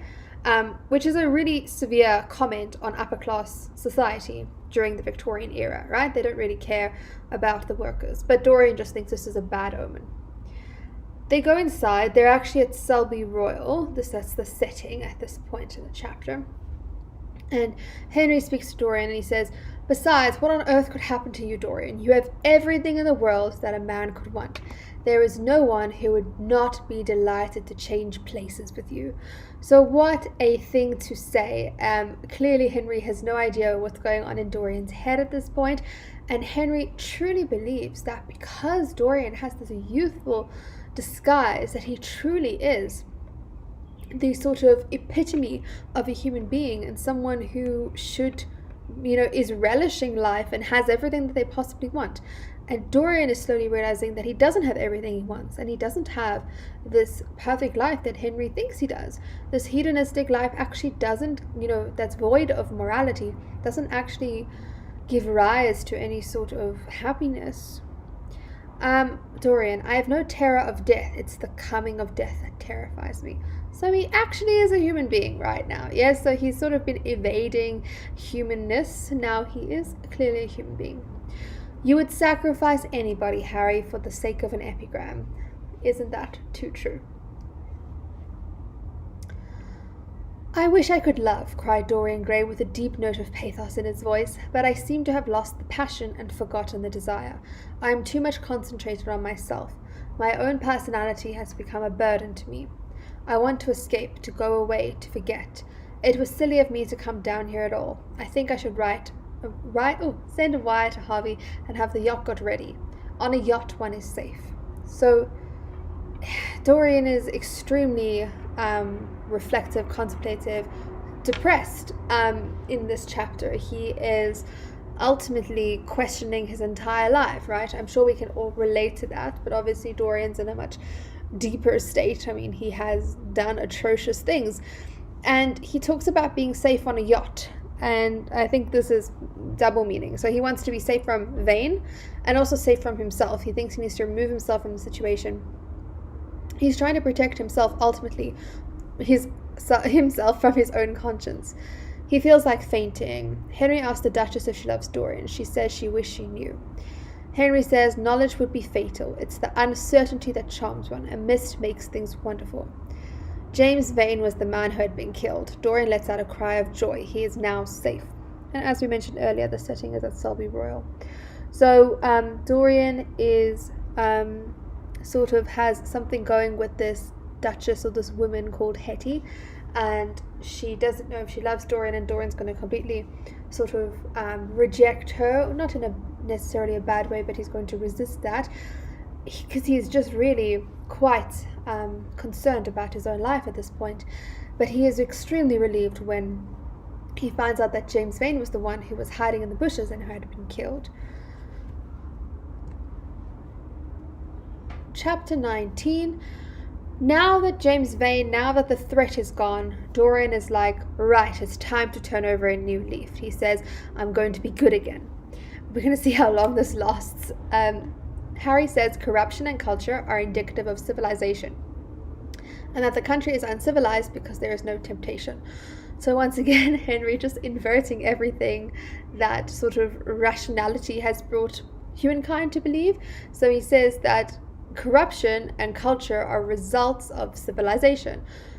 And once again, all of his epigrams perhaps have a little element of truth to them, so it's something worth thinking about and worth considering. Dorian's good deed is that he left Hetty to remain flower-like. He did not taint her reputation. The mystery of Basil's death comes up in the news. Also what we see in the news is Alan's suicide. Alan, remember, who was the chemist who Dorian brought in to dispose of Basil's body. And we also see Henry's divorce, which to me is like about time that he got divorced, because his views on marriage are clearly not conducive to a good marriage. Dorian calmly asks what Henry thinks happened to Basil. Henry admits that he's scared of one thing, which is death. He also notes Basil was rather dull, so he couldn't have many enemies to murder him. Henry says he was a good painter, but I don't think his death could be so, marvelously intricate or involve some sort of revenge. He didn't really have many enemies. Dorian says he is fond of Basil. Dorian then tells Henry he murdered Basil. And this is such an interesting reaction. He says Henry doesn't believe Basil could have such a romantic death and that Dorian could be so vulgar. So firstly, this idea that it's a romantic death that Basil had is truly baffling to me, but I suppose it would make sense in the context. He doesn't believe that Basil would have been killed in such a way, in such a dramatic way. And he doesn't believe that Dorian could be so vulgar. So once again, that theme of appearance versus reality. How could Dorian even be believed to have done this? Basil's paintings, according to Henry, it had lost an ideal. When you and he ceased to be great friends, he ceased to be a great artist. So after he stopped using Dorian as a muse, in his opinion, Basil's paintings lost some of their spark. There's a bit of an allusion to Hamlet when Henry mentions that he wishes to see the portrait like the painting of a sorrow, a face without a heart. Isn't that such a good line there, a face without a heart, to describe the portrait? Right, we've got some big chunks of quotations here. Yes, you are the same. I wonder what the rest of your life will be. Don't spoil it by renunciations. At present you are a perfect type. Don't make yourself incomplete. You are quite flawless now. You need not shake your head. You know you are. Besides, Dorian, don't deceive yourself. Life is not governed by will or intention. Life is a question of nerves and fibers and slowly built up cells in which thought hides itself and passion has its dreams. You may fancy yourself safe and think yourself strong, but a chance turn of colour in the room or a morning sky, a particular perfume that you once loved and brings subtle memories to it, a line from a forgotten poem that you once come across, a cadence from a piece of music that you'd once ceased to play. I tell you, Dorian, that it is on things like these which our lives depend. Browning writes about this somewhere, but our own senses will imagine them for us. There are moments when the odour of Lillis Blanc passes suddenly across me, and I have to live the strangest month of my life over again. I wish I could change places with you, Dorian. The world has cried out against us both, but it has always worshipped you. It always will worship you. You are the type of what the age is searching for, and what it is afraid it has found. I am so glad you have never done anything, never carved a statue, or painted a picture, or produced anything outside of yourself. Life has been your art, and you have set yourself to music. Your days are your sonnets. So clearly Henry speaking here, and he says to Dorian, stop overthinking, stop contemplating mistakes that you've made in your life. You have everything. You are what everyone aspires to be like. And then he ends off by talking about how the world has worshipped him, which goes back to when we spoke about, or there was a comparison with Dorian earlier in the novel, like chapters 1 or 2, about referring to him as like a Greek martyr. So this idea that his beauty is to be worshipped, and that his, because he is so beautiful, that his spirit is to be worshipped as well. And then at the end here, he speaks about the fact that he's glad that Dorian hasn't done anything in his life. In a good way, he says, he hasn't put himself into anything. He's kept himself within himself almost, and he has become the artwork. And so that's an important element to think about when you have an essay topic about art, in an art and maybe even literature, but art specifically in this novel. And you can talk about this idea that Dorian himself is the art. So he becomes the art in the sense that he's something beautiful to look at, whereas the portrait becomes the sort of real Dorian, his soul. But Dorian himself becomes the art, and that's what Henry is recognizing here. He hasn't done anything outside of that. He's been so self-centered, so egocentric, but Henry is praising him for that. He says, you have become a piece of art within yourself. Dorian rose up from the piano and passed his hand through his hair. Yes, life has been exquisite, he murmured, but I'm not going to have the same life, Harry, and you must not say these extravagant things to me. You don't know everything about me. I think that if you did, even you would turn away from me. You laugh. Don't laugh. So this is a real departure from earlier chapters, because Dorian said to Harry before, remember earlier, he's like, you know everything about me. And now he says, Henry, stop influencing me. I know what you're doing. You don't actually know everything about me. So we really do see a shift in Dorian here. Like we said earlier, Henry says that the world has worshipped Dorian, and now we see something important. Dorian refuses Henry's invitation to the club, which is like sort of the first instance where we've seen Dorian refusing Henry's influence. He said, yet you poisoned me with a book once. I should not forgive that, Harry. Promise that you will never lend that book to anyone else. It does harm. So here we have that idea of the power of literature and the power of, of reading or of artwork, actually, in terms of literature being a part of art. And Dorian says, like, don't share this with anyone. So this book was obviously extremely volatile and extremely harsh and darkened. My dear boy, you are really beginning to moralize. You will soon be going about like the converted and the revivalists, warning people against all the sins of which you have grown tired. You are much too delightful for that. Besides, it is no use. You and I are what we are, and we will be what we will be. As for being poisoned by a book, there's no such thing as that. Art has no influence upon action. It annihilates the desire to act. It is superbly sterile. The books the world calls immoral are books that show the world its own shame. That is all.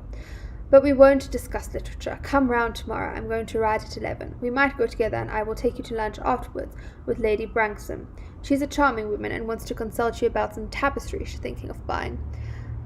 Mind you come, or shall we lunch with our little Duchess? She says she never sees you now. Perhaps you're tired of Gladys. I thought you would be. Her clever tongue gets on one's nerves. Well, in any case, be here at 11. And obviously we see Dorian standing up to Henry and resisting this offer.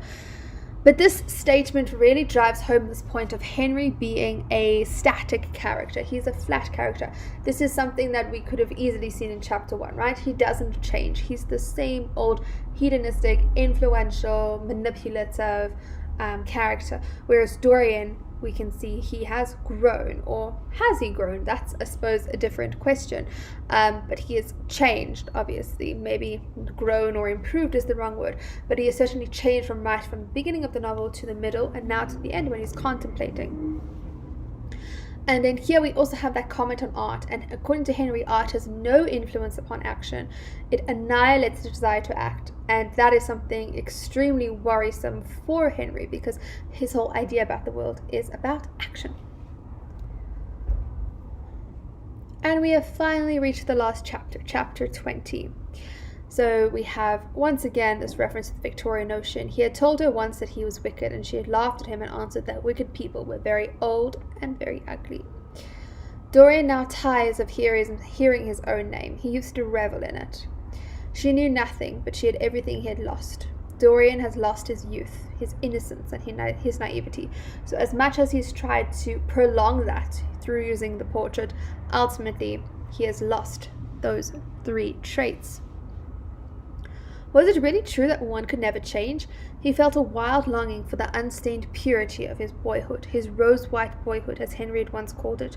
He knew that he had tarnished himself, filled his mind with corruption, and given horror to his fantasy, that he had been an evil influence to others, and had experienced a terrible joy in being so, and that all the lives of those who crossed him, it had been the fairest and most full of promise that he had brought to shame.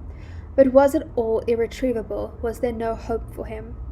This is a really important section of the novel where we actually see a sense of remorse in Dorian, a recognition of his actions, a recognition that he has this idea of a stain of his purity, but also of how he's influenced others in a negative way, which is obviously quite important and reflective of Henry's qualities of being so manipulative and influencing others in a bad way, but he never accepts that or recognizes it. Ah, what a monstrous moment in pride and passion he had preyed upon the portrait should bear the burden of the sin of his days, and he kept the unsullied splendor of eternal youth. All his failure had been due to that. Better for him that each sin of his life brought its sure, swift penalty along with it. There was purification in punishment. Not forgive our sins, but smite us for our iniquities, should be the prayer of man to our most just God.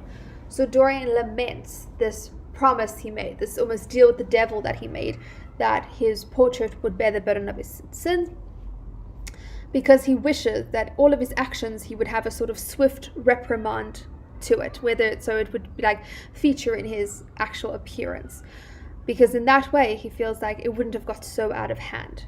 And he basically blames everything on the portrait, which I don't think is entirely accurate, right?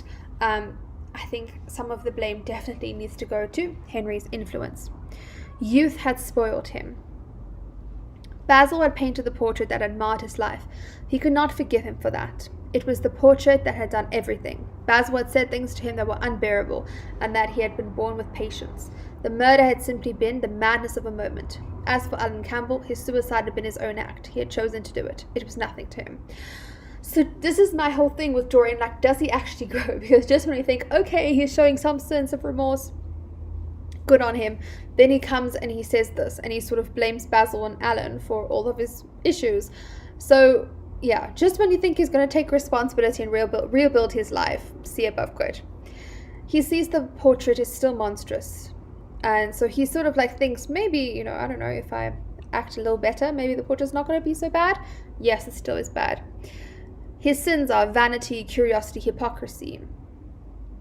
And he wonders if he can ever rid himself of the murder. So he is burdened by the past. Dorian goes to destroy the portrait with a knife he used to kill Basil.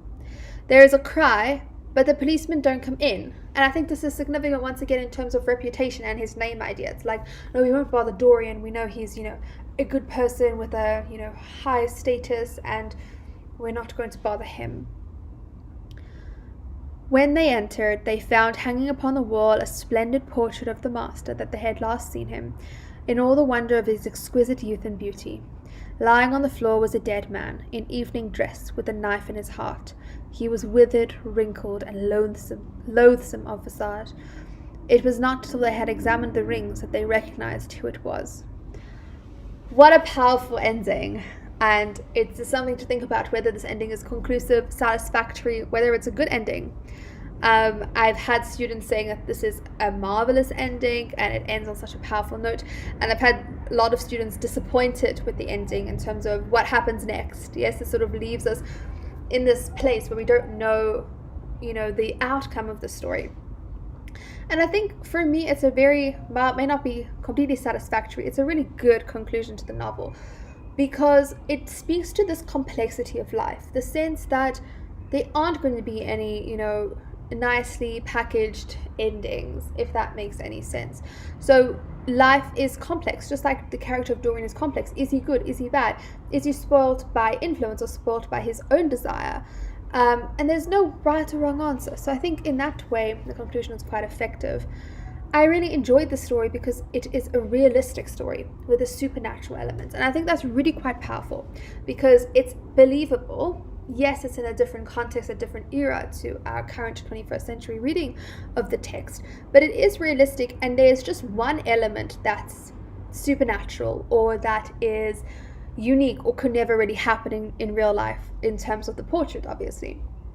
And that supernatural element emphasizes the message of the text, which is all about what it means to sin, what it means to be a good person, what it means to be a bad person, what is morality. And so in that way I think this novel is extremely effective in conveying that point. And I hope that you can tell from all these videos that I'm really passionate about this story. I think this novel is so well written, and the themes that it draws attention to and the way that it draws attention to them, I think it's extremely thought-provoking, insightful, and ultimately relevant. So I really hope that these videos have been of assistance to you, and hopefully I'll be posting some other helpful things before exam time. Thank you. Please subscribe.